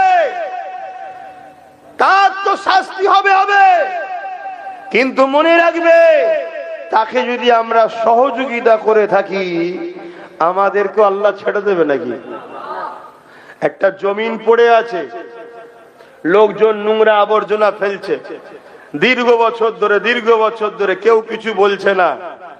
লাস্টে কারো না কারো নজর যাবে না যাবে না, হ্যাঁ কি ব্যাপার, এই জমিটা এইভাবে ইউজ হচ্ছে, ভালো জায়গা, চল দখল করে লে। আর যখন দখল করে লেছে তখন চিল্লালে আর হবে? আমার কথা বুঝছেন? এজন্য এখনো জাগাচ্ছি, এখনো সময় আছে। হাত কেটেছে ঠিকই, কিন্তু শরীর থেকে আলাদা হয়ে যায়নি, এখনো আছে। সেলাই টিলাই দিয়ে ব্যান্ডেজ ফ্যান্ডেজ করো, আশা রাখা যাচ্ছে জুড়ে যেতে পারে। হয়তো একটু দুর্বল হবে, কিন্তু জুড়ে যাওয়ার চান্স আছে না নাই? আবার আল্লাহ চাইলে এই হাতটাই এত শক্তিশালী হবে, আগের হাতটাও অত শক্তিশালী নাও হতে পারে। এরকম ইতিহাস আছে না নাই? এই বদরের ময়দানে দুটো বাচ্চা ছেলের কথা বলছিলাম। ওই দুটো বাচ্চা যখন বদরের ময়দানে আবু জেহেলের উপরে হামলা করে দিল, আবু জেহেলের অস্ত্রের আঘাতে দেখা যায় এক বাচ্চার হাতটা কেটে গেল। এ যুবকেরা, তরুণেরা, বাপেরা, অনেক বড় কথা, পরবর্তী সময় যখন লড়াই থেমে গেল, আল্লাহ নবী হাতটাকে খুঁজে নিয়ে এসে ওইখানে লেগিয়ে আল্লাহ নবী হাতটা বুলিয়ে দিয়েছিল। সঙ্গে সঙ্গে আমার আল্লাহ পাকের কুদরতি ক্ষমতায় নবী পাকের হাতের এত পাওয়ার আল্লাহ দিয়েছে, ওই হাতটা জুড়ে যায়। তরুণেরা, ওই সাহাবী বলতে লেগেছে, বাকি জীবনটা আমি এই হাত দিয়ে এত উপকার পেয়েছি, আমার যে হাতটা কাটা ছিল না ওই হাতের থেকেও আরো শক্তিশালী ক্ষমতা আল্লাহ নবীর স্পর্শ লাগা ওই কাটা হাত জুড়ে গেছে, যেটা ওই হাতে আরো বেশি ক্ষমতা পেয়েছি। তাহলে সেই নবীর দিনের জন্য, সেই নবীর ইসলামের জন্য আজ আমরা যদি লড়াই করি, সংগঠিত হয়, আল্লাহ পাকের সাহায্য অবশ্যই আসবে। এ নওজওয়ানেরা, তরুণেরা, বাপেরা, এ নবী পাকের প্রেমিকেরা, আরে নবী আমার কত কষ্ট করেছে। আল্লাহ নবীর জীবনে এমনও দিন গেছে, নবী আমার সিজদায় যখন পড়ে গেছে, মক্কা জালিমরা আমার নবী পাকের পিঠের উপরে পচা দুম্বার ভুঁড়ি চাপিয়ে দিয়েছে। আল্লাহ নবী নিঃশ্বাস নিতে পারে না, নবী আমার কষ্ট করতে লেগেছে, দম বন্ধ হয়ে আসতে লেগেছে, নিঃশ্বাস নিতে বড় কষ্ট হচ্ছে। এই অবস্থায় নবী আমার সিজদায় পড়ে গেছে, সিজদায় পড়ে কাঁদে, সিজদায় পড়ে তাসবিহ পড়তে লেগেছে। এ যুবকেরা, তরুণীরা, বাপেরা, আজকে জালিমরা আমরা সিজদায় গেলে আমাদের পিঠে পচা খিল চাপিয়ে দিচ্ছে না। আজকে জালিমরা রাত পাওয়ারের জোরে আমাদের সিজদার জায়গাগুলোকে দখল করে নিচ্ছে, সিজদা দিওয়াটাকে বন্ধ করে দিবার প্ল্যান করছে। বুঝতে পারছেন তো? সেদিনও জুলুম হয়েছে, আজকেও জুলুম হয়েছে, পদ্ধতিটা শুধু চেঞ্জ হয়েছে। সেদিনও জুলুম করেছে জালিম শাসকরা, আজকেও জুলুম করছে কারা? জালিম শাসকরা। কিন্তু সেদিনে ডাইরেক্ট ছিল, আর আজকে বড় দুঃখ, আমার কওমের গাদ্দাররা এই জালিমদের সাথ দিচ্ছে, তাই এরা এত সাহস পাচ্ছে। কেউ একজন বলেছিল মাদ্রাসায় জঙ্গি তৈরি হয়, আমার কওমের লোক তাদের পাশ থেকে সরে যাওয়ার জন্য তাদের ক্ষমতা চলে গেছে না যায়নি? জোরে বলুন। তাহলে আমার কওম যতক্ষণ সাথ দেয় এরা ততক্ষণ কামিয়াবি হয়, কিন্তু আজ এরা আমার কওমের সাথ নিয়ে আমারই দিনের উপরে হামলা করে। এরা বারবার আমার মসজিদ মাদ্রাসাকে টার্গেট করে, এটা আমাদেরকে ভুলে গেলে চলবে না। বড় দুঃখ, এই কথা কোন সমাজকে জানানো, সজাগ করা, প্রত্যেকটা মসজিদ থেকে, প্রত্যেকটা জলসা থেকে, প্রত্যেকটা খানকা দরবার থেকে সবার উচিত। সবাই যখন বলবে তবে তো সমাজ জাতি জাগবে। দুজন বলবে আর 50 জন স্টেজে জালিমদের সঙ্গে বসে মালপানি নেবে, তাহলে এ সমাজের মুসলমান দ্বিধাদ্বন্দ্বের মধ্যে পড়বে না? পড়বে না। কিন্তু সমাজকে জানা দরকার, যুগে যুগে এভাবে জালিমরা অর্থ দিয়ে একদল উলামাদেরকে খরিদ করেছে না করেনি? এ কথা বলেন। এই ভারতবর্ষে একটা রাজা ছিল, নাম তার আকবর। নামটা কি? আকবর। নামটা শুনে মনে হবে কলজে ঠান্ডা হয়ে যাবে, কিন্তু এত বড় শয়তান ছিল, আলেমদের ঘরে অর্থ দিয়ে কিনে দ্বীনে ইলাহি কোরআনের বিরুদ্ধে একটা কিতাব পর্যন্ত লিখেছিল। শুনছেন? তাহলে আকবরকে সাপোর্ট করা যাবে? কিন্তু আকবরের পক্ষে হাজার হাজার আলেম, উলামা, মুফতি, স্কলার, বড় বড় বক্তা সব দাঁড়িয়ে গেল। দাঁড়িয়ে গিয়ে বলছে আমাদের সম্রাট মুগলে আজম, তার উপরে আসমান থেকে ওহী এসছে। বলুন নাউজুবিল্লাহ। যেখানে কোরআন বলছে ওয়ালাকির রাসূল, কোরআন বলছে কোরআন হলো শেষ কিতাব, নবী মুহাম্মদ সাল্লাল্লাহু আলাইহি রাসূলুল্লাহ ও খাতামান নবীন, নবী হলেন শেষ নবী, নবীদের উপরে ওহী আসে, আর কোন নবী আসবে না। সেখানে আকবর একদিকে নবী দাবি করলো, আর একদিকে তার উপরে আবার কিতাব এসেছে কোরআনকে বিরুদ্ধ করার জন্য, তারও পক্ষে উলামারা কথা বলেছে, হ্যাঁ কি না? তাহলে আজকের আকবরের মতো যারা জালিম আছে, ইসলাম বিরোধী, এদের পক্ষ দাড়িওয়ালা টুপিওয়ালা উলামা পাওয়া যেতে পারে না? পারে না? এতে আশ্চর্য হবার কিছু নেই তো। কিন্তু সেদিন মুজাদ্দেদ আল পেসানি তিনি লড়াই শুরু করলেন আকবরের বিরুদ্ধে। মুজাদ্দেদ আল পেসানির উপরে আকবর কত জুলুম করেছে, কত অত্যাচার করেছে, কিন্তু মুজাদ্দেদ আল পেসানিকে দমাতে পারেনি। মুজাদ্দেদ আল পেসানির দ্বারা আল্লাহ ভারতের মুসলমানদের ঈমানকে বাঁচিয়েছে, আকবরকে জাহান্নামে পাঠিয়ে দিয়েছে। শুনছেন? আবার এই যে জাহান্নামে চলে গেছে, জান্নাতে চলে গেছে, এই ডাইরেক্ট বলাতে আবার অনেকের আপত্তি হচ্ছে। কে জান্নাত যাবে, কে জাহান্নামে যাবে, উনি কি ঠিকালে বসাছে? আরে আমি কোথায় ঠিকালি? আমি কি জান্নাতে দিয়েছি বললাম? আমি বললাম আমি জাহান্নামে দিয়েছি? না, আল্লাহ দিয়েছে। আপনি জানলেন কি করে? আল্লাহর কোরআন আমায় জানিয়েছে, আল্লাহর নবী মুহাম্মদ সাল্লাল্লাহু আলাইহি ওয়াসাল্লাম জানিয়েছে হাদিস পাকে। কথা বুঝে আসছে না? না, নবী একটা সোজা ডাক টানলেন, এই ডাকটা হলো সিরাতুল মুস্তাকিম, তার দুদিকে অনেক ডাক টানলেন, এই রাস্তা ছাড়া কি যত দিক আছে যারাই যাবে জাহান্নামে। নবীর এই কথা সত্য না মিথ্যা? তাহলে যারা কোরআনের বিরুদ্ধে যাবে, কোরআনকে মিটাবার জন্য নতুন কিতাব তৈরি করবে, তাদেরকে যারা জান্নাতি ভাববে, তারাও ওদেরই কাতারেই জাহান্নামে যাবে, কোনো সন্দেহ নাই। কথা বুঝে আসছে না? নাই। আজকে হঠাৎ করে দেখা যাচ্ছে এজিদকে বাঁচাবার জন্য একদল মোল্লা মুলি সাহেব বেরিয়েছে। এই শুনছেন, এজিদ রহমাতুল্লাহ। আরে তোমরা বাংলার মানুষ অনেক শান্তিতে আছো দাদা হুজুরের ওসিলায়। কেন রিসেন্ট মুজাদ্দেদ তোমাদের বাংলার লোক, তিনি এখনো তোমাদেরকে যে শিক্ষা দিয়ে আছে তোমরা এত ফিতনার খবর জানো না। কিন্তু আগে থেকে বলার কারণ কি? এই অসুবিধা হচ্ছে ভাই। আগে থেকে বলার কারণ কি? আগে থেকে বলার কারণ একটা, সেই একটা রোগ বেরিয়েছিল না, মুরগিদের হতো বাট ফুলো নাকি, ও পারে হয়েছে, এই পারে ভালো মুরগিকে ইঞ্জেকশন দিচ্ছে। কেন না ভাইরাস ঢুকে যায়। তা আগে থেকে আমি ঢুকিয়ে দিচ্ছি অ্যান্টিভাইরাস, যাতে ভাইরাস না টাচ করতে পারে। উদ্দেশ্য একটাই, আমার নবীর উম্মত যদি গুনাহ করেও মরে, বেঈমান না হয়ে মরে। আমার নবীর উম্মত যদি নামাজ কাজা করে ফেলে, তওবা করুক, কিন্তু বেঈমান না হয়ে মরে। আমার নবীর উম্মত যদি রোজাও কাজা করে ফেলে, তওবা করুক, বেঈমান না হয়ে মরে। আমার নবীর উম্মত হজ করতে পারে না, আল্লাহর কাছে তওবা করুক, কিন্তু বেঈমান না হয়ে মরে। কেন? বেঈমানের শাফাত নেই, বেঈমানের নাজাত নেই। আর নবীর উম্মত যদি পৃথিবী পরিমাণও গুনাহ করে মরে, একে জাহান্নামী কেউ বলতে পারবে না যদি ঈমান থাকে। এ নবীর শাফাআত পেয়ে জান্নাতি হয়ে যাবে। জোরে বলুন সুবহানাল্লাহ, আর জোরে বলুন সুবহানাল্লাহ।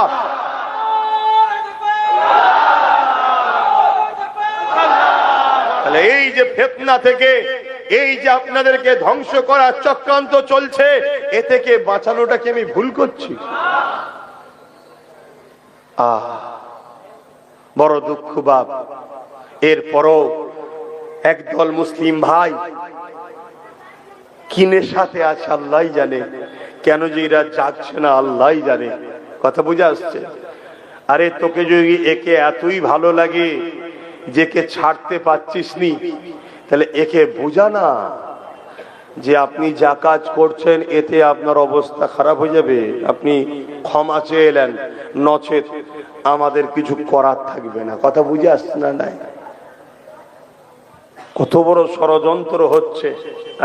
এই যে সব প্যান্ট শার্ট পরা, দাড়ি চাচা, সিনেমা দেখা, গান শোনা, ফাংশনে যাওয়া, কিন্তু কেউ বলতে পারবে এরা জাহান্নামী, এরা কাফের? কেউ বলতে পারবে? কিন্তু গায়রুল্লাহর সঙ্গে শরীক করা কোনো জিনিস যদি খায়, কথা বলে গায়রুল্লাহ, আল্লাহ ছাড়া অন্য কারো কোনো উপাসনার জিনিস, শরীক করা জিনিস যদি খায়, সঙ্গে সঙ্গে বেঈমান কাফের হয়ে যাবে। এদের ঘরে কাফের বানাবার প্ল্যান করছে না করেন? কথা বলুন, বলুন বলুন বলুন, কে করেছে বলুন? এই কথা যখনই বলে দিচ্ছি, বলছে এটা কি দরকার বলার? ওরে শয়তান, তুই চুপি চুপি আমার কওমকে শেষ করে দিবার প্ল্যান করবি, ওটা দোষ নয়। আর আমি বলে দিলে দোষ? হ্যাঁ, বলবো না থাকবে? কথা বলেন, বলবো না থাকবে? দীঘাতে একটা মন্দির হয়েছে জানেন? হ্যাঁ, আচ্ছা, সরকারের কাজ মন্দির মসজিদ করা, মসজিদ তো করে না, যাই হোক মন্দির করা। তারপরেও চলো, ও লোকের ধর্ম যেটা আছে তার ধর্ম স্থান করছে, তার হাতে ক্ষমতা আছে, টাকা পয়সাকে নষ্ট করছে, যা পাচ্ছে যেটা ভাল লাগছে করবে, যা। ও বাবা, খুশিতে আবার রেশনের মাধ্যম দিয়ে প্রসাদ খাওয়াচ্ছে। আচ্ছা বলো তো, আমি যদি একটা কিছু করি আর খুশিতে যদি গরু জবাই করে গোস্ত অমুসলিমদের ঘরে খাওয়ায়, এটা কি উচিত হবে? কেন? সেটা তাদের পছন্দ নয়, সেটা ধর্মে নিষেধ আছে, কিন্তু আমার কাছে জায়েজ আছে। ঠিক তেমন প্রসাদ তাদের কাছে জায়েজ, আমার কাছে হারাম। না যায় না, হারাম, চলবে না। শুনছেন তো নাকি? এবং শিরকি জিনিস, তাহলে সেই জিনিসটা রেশনের মাধ্যম দিয়ে খাওয়াচ্ছে, তাহলে এদের পরিকল্পনা কি? আমাদেরকে ঈমান রাখা না বেঈমান বানানো? যারা আপনাকে বেঈমান বানাতে চায় তারা আপনার বন্ধু না দুশমন? হাত তুলে আল্লাহকে সাক্ষী রেখে বলুন, বন্ধু না দুশমন? দুশমন তো নাকি? হাত নামান, দুশমন তো। তাহলে দুশমনকে যদি জানার পরও আপনি সাপোর্ট করেন, তাহলে আপনার তো মরণ হওয়া দরকারই আছে। এক কথা শুনছেন না শোনেন না? এবারে বলছেন সবই বুঝলাম ভাইজান, কিন্তু কি করব, ডাকাতের হাত থেকে বাঁচার জন্য চোরের কোলেই থাকছি। হ্যাঁ, ও ডাকাতের হাত থেকে বাঁচার জন্য চোরের সাপোর্ট নিচ্ছিস? ডাকাত আর চোরের মধ্যে কোয়ালিটি কি? ডাকাত কুকুর চুরি করে, চোর মাছ চুরি করে। পার্থক্য কি বলবেন তো? ও সব চুরি করে, এ শুধু মাছটা চুরি করে। কথা বুঝে আসছে না? নাই। কিন্তু চোরই তো একদিন চুরি করতে করতে ডাকাত হয়। আর চোরের সঙ্গে ডাকাতের বন্ধুত্ব থাকে না? থাকে না? তা যদি ডাকাতি রুখতে হয় তো ভালো লোক দিয়ে রোক না, চোরের দ্বারা বিশ্বাস করছিস কেন? যদি তোমার ওইটাই মনে হয় যে ডাকাত রুখতে হবে, তা চোরকে দিয়ে ডাকাত রুকা যায়? হ্যাঁ, কিন্তু আমার কাছে একটা কথা, তুমি ডাকাতকে ভয় করলে আল্লাহর আযাবকে ভয় করবে না? বলো বলো, আল্লাহর আযাবকে ভয় করবে না? আচ্ছা, আমার আল্লাহ যদি ভূমিকম্প দিয়ে তোমাকে আমাকে মেরে ফেলে, তাহলে কে বাঁচাবে তখন? আল্লাহ তো পক্ষে নয় তুমি আমি। তাহলে আল্লাহ যদি তোমাকে আমাকে আযাব দিয়ে মেরে ফেলে, তাহলে ও থেকে বাঁচাবার কার সাথ দেবে? শুনছো? অতএব বাঁচাবার মালিক কে? আওয়াজ দে বলো, কে? মারার মালিক কে? আল্লাহর উপরে ভরসা রাখো, আল্লাহর উপরে ভরসা রাখো, অন্য কারোর উপরে নয়। এটাই তো আল্লাহর পরীক্ষা। আল্লাহ সন্তান দিয়ে পরীক্ষা নেয়, আল্লাহ বাপ মা দিয়ে পরীক্ষা নেয়, আল্লাহ অর্থ দিয়ে পরীক্ষা নেয়। আল্লাহর পরীক্ষা হচ্ছে বাংলার মুসলমান তোমাদের ঘরে। একদিকে বিশাল স্বৈরাচারী অত্যাচারী জালেম শাসক ঢুকার জন্য চেষ্টা করছে, আর একদিকে যাকে আমরা এনেছি তারাই আমার মসজিদ মাদ্রাসার কোরআনের আবার বিরোধী শুরু করেছে। এটা তো বাংলার মুসলমানের ইমানের পরীক্ষা চলছে। এই জায়গায় তোমরা কি ফায়সালা লাও, এটাই পরীক্ষা। যদি আমাকে বিশ্বাস করো তাহলে আমি একটাই কথা বলবো, আল্লাহর উপরে তাওয়াক্কুল করে না ডাকাত না চোর, নিজেদের পায়ে দাঁড়াবার চেষ্টা করো। যা কপালে আছে হবে, মৃত্যু তো একদিন না একদিন হবে। কমসে কম আল্লাহকে বলতে পারবো যে আল্লাহ, তোমার দুশ্মন সে বড় হোক আর ছোট হোক কারো সাথে যায়নি, তোমার খুশির জন্য জানের পাওড়াও করিনি যে আমাদেরকে মেরে ফেলতে পারে ডাকাত এলে। শুনছেন তো নাকি? কিন্তু তারপরেও তোমার যে কোরআন শেষ হয়ে যাবে বলেছিল, যে মাদ্রাসাকে বোল্ডুজার দিয়ে ভাঙে, যে তোমাকে কি বলে আমাদেরকে হারাম ইসলাম বিরোধী খাদ্য খাইয়ে আমাদেরকে বেঈমান করবে বলেছিল, তার থেকে আমরা মুখ ফুরিয়ে নিয়েছি খোদা শুধু তোমার জন্য। কথা মাথায় ঢুকছে না? ঢোকে নেই। আর এরপরে যদি মনে হয় না আব্বাস সিদ্দিকী তোমার কথা লিখছি না, আমার কোনো অসুবিধা নাই তো। আল্লাহর জাত পাকের কসম করে বলছি, অসুবিধা নেই। কিন্তু এনেছেন যখন, মাইক পেয়েছি যখন, বুঝানো ডিউটি আছে, বুঝাচ্ছি। এবারে মানবেন না মানবেন আপনার আর আল্লাহ। আপনি জবাব দেবেন, আমি কেন? আমাকে আল্লাহ ধরবে। তুই কেন বললি না, তুই কেন বললি না যে নবীর উম্মতেরা তোমাদেরকে বেঈমান বানাবার স্লোগান শিখানো হচ্ছে, ধর্ম যার যার উৎসব সবার, এই স্লোগান যে বলবে সে মুশরিক হয়ে যাবে, কাফের হয়ে যাবে। কেন তুই বললি না? আল্লাহ তোমায় ধরবে। যদি মানে অনেক মৌলী সাহেব বলেন, সে মৌলী সাহেব তার আল্লাহর কাছে জবাব দেবে, আমি কি জানি? এই শুনছেন না শুনেন? কে বলছে না বলছে সে আল্লাহর কাছে জবাব দেবে। আমি মনে করি তারা হয়তো আল্লাহর ওলি, তাদেরকে আল্লাহ ধরবে না, তাদের হয়তো বাঁচার অনেক রাস্তা আছে, তাই তারা বলে না। আমার নেই, আমি বলছি। কথা বুঝে আসছে না? নাই। কিন্তু আমি যে কথাটা বলছি, কথাটা ইসলামের বিরুদ্ধে যাচ্ছে কি? আগে বলুন। ধর্ম যার যার, উৎসব সবার, এই কথাটা বলা যাবে? জোরে বলেন। এই কথাটার বিরোধী মসজিদে হয়, এই কথার বিরোধী জলসাতে হয়, এই কথার বিরোধী কোন আলেম উলামা করে। এরপরও বলছি, যদি না করে, সবার সাবজেক্ট এক নাও হতে পারে, কিন্তু আমি যখন বিরোধী করছি, উলামাদের তো উচিত আমার বিরোধী না করা, যে না আব্বাস যেটা বলছে ঠিক বলছে। এই বলা যাবে? অনেক উৎসব আছে ধর্মকে কেন্দ্র করেই তো উৎসব। যে উৎসব শিরক আছে, শিরক কি আমাদের উৎসব? তাহলে কোথায় আমাদের কিরা শেষ করছে? হ্যাঁ, তুই 1000 টাকায় 500 টাকায় মরা মুরগির বিরিয়ানিতে কাদের সাথে ঘুরছো তোমরা? এটা আমার বোঝানো দরকার আছে না নাই? যখন দেখছে দাদা হুজুরের সিলসিলার মুরিদ তো মনে হচ্ছে ফসকে গেল, সরকার এবার চেষ্টা করছে দাদা পীরের সিলসিলাটাকে মিটাবার। আমার কথা আজ না হলো 1-2 মাসের মধ্যে আপনি বুঝে যাবেন, 1-2 মাসের মধ্যে বুঝে যাবেন আমার কথা। সরকার যখন দেখে নিয়েছে দাদা পীরের সিলসিলার মুরিদদের তার ধরা যাচ্ছে না, ও তো সব মুখ ঘুরিয়ে নিচ্ছে, শুনছেন না শোনেন, তখন নতুন করে প্ল্যান করছে যে আরো তো অনেক সিলসিলা আছে, সেই সিলসিলাগুলোকে অর্থ দাও, সেই সিলসিলাগুলোকে প্রমোট করো, সেই সিলসিলাগুলোকে সহযোগিতা করো, তাদেরকে তোলো, দাদা পীরের সিলসিলাকে মিটিয়ে দাও। আমি এতটুকু আপনাকে বলে যেতে পারি, দাদা পীরের সিলসিলা হচ্ছে কবুলিয়াতের সিলসিলা। চামচিকে যদি পাহাড়ে ধাক্কা দেয়, চামচিকের বুচো মুখ আরো বুচো হয়ে যাবে, পাহাড়ের কিচ্ছু হবে না। দাদা পীরের সিলসিলা আব্বাসের উপরে নির্ভর নয়, দাদা পীরের সিলসিলা পীর আলী আকবর সিদ্দিকীর উপরে নির্ভর নয়, দাদা পীরের সিলসিলা কোন পীর জাদা পীর সাহেব মুফতি মাওলানার উপর নির্ভর নয়, দাদা পীরের সিলসিলা মদিনাওয়ালা কামলিওয়ালার আহলে সুন্নাত ওয়াল জামাআতের পূর্ব ভারতের হেড সেন্টার হলো ফুরফুরার পীর আবু বকর, যার হিফাজতের দায়িত্ব খোদ আল্লাহর কুদরতি হাতে আছে। জোরে বলুন সুবহানাল্লাহ, আরো চিৎকার দিয়ে বলুন সুবহানাল্লাহ। তাহলে আমার পীরের মুর্শিদের সিলসিলাকে যে হুকুমত মিটাতে চাইবে, যেমন ইসলামকে মিটাতে চাইলে, আমাদেরকে শিরকি খাদ্য খাওয়ালে, আমাদেরকে বেঈমান বানাতে চাইলে তার বিরুদ্ধে যেমন কথা বলতে হবে, ঠিক তেমনি দাদা পীরের সিলসিলাকে কেউ মিটাতে চাইলে সেই শাসকের বিরুদ্ধে আমাদেরকে লড়াই সংগ্রাম করার দরকার আছে না নাই?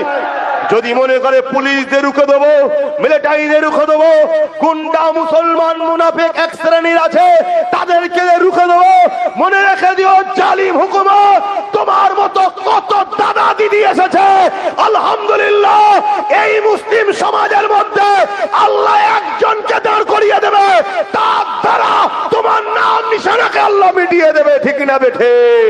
ইতিহাস বলছে নমরুদ পৃথিবীর রাজা ছিল, তাকে আল্লাহ মিটিয়েছে একটা খোঁড়া মশা দ্বারা।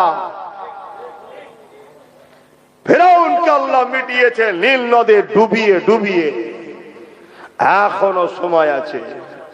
এ উম্মতে মুহাম্মাদি, তোমার কাছে পেট টাগে হয়ে গেছে, এত আঁচড়ে পেট ভরছে, বিমার তো ভর্তি, ঘরে তো ওষুধ ভর্তি, রুগী তো ভর্তি, হসপিটালে তো ঘন ঘন ছুটতে হচ্ছে, এত কিছু করার পরও তোমার পেট কি ভরছে? অতএব আল্লাহর উপরে ভরসা করো। শান্তি দিবার মালিক, জান বাঁচাবার মালিক, ইজ্জত দিবার মালিক আল্লাহ। আল্লাহ আল্লাহ ছিল না আলাদা কথা, থাকতে ইদিক উদিক করো না।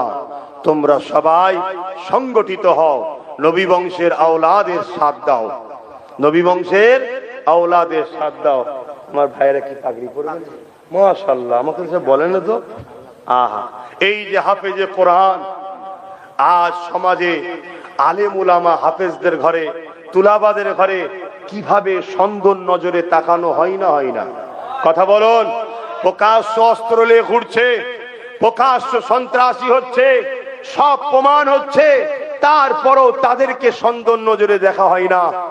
সুন্দর লেবাস, সুন্দর চেহারায় আমরা আমাদের পয়সায় আমাদের মাদ্রাসা তৈরি করে আল্লাহর শ্রেষ্ঠ বাণী কোরআন, যে কোরআন ইনসাফের শিক্ষা দেয়, যে কোরআন ইনসানিয়তের শিক্ষা দেয়, যে কোরআন দেশপ্রেমের শিক্ষা দেয়, যে কোরআন মনুষ্য জাতিকে বাঁচাবার কথা বলে, যে কোরআন বলছে একটা মানুষকে কেউ যদি বাঁচায় পুরো মনুষ্য জাতিকে সে বাঁচালো, যদি কেউ একটা মানুষকে হত্যা করে পুরো মনুষ্য জাতিকে হত্যা করার পাপ তার কাঁধে গেল। সেই কোরআন পণ্যওয়ালা, সেই কোরআনের পক্ষে যারা, তাদের উপরে সুন্দর নজরে দেখা হচ্ছে না হয়নি? কারণ একটাই, যাদের গার্জেন থাকে না তাদেরকে সবাই মিলে চাটি মেরে যায়। আজ আমাদের কোনো গার্জেন নাই, আমাদের হয়ে কথা বলার কেউ নাই, আমাদের হাতে পাওয়ার নাই, এজন্য যা খুশি করে যাচ্ছে, যা খুশি করে যাচ্ছে।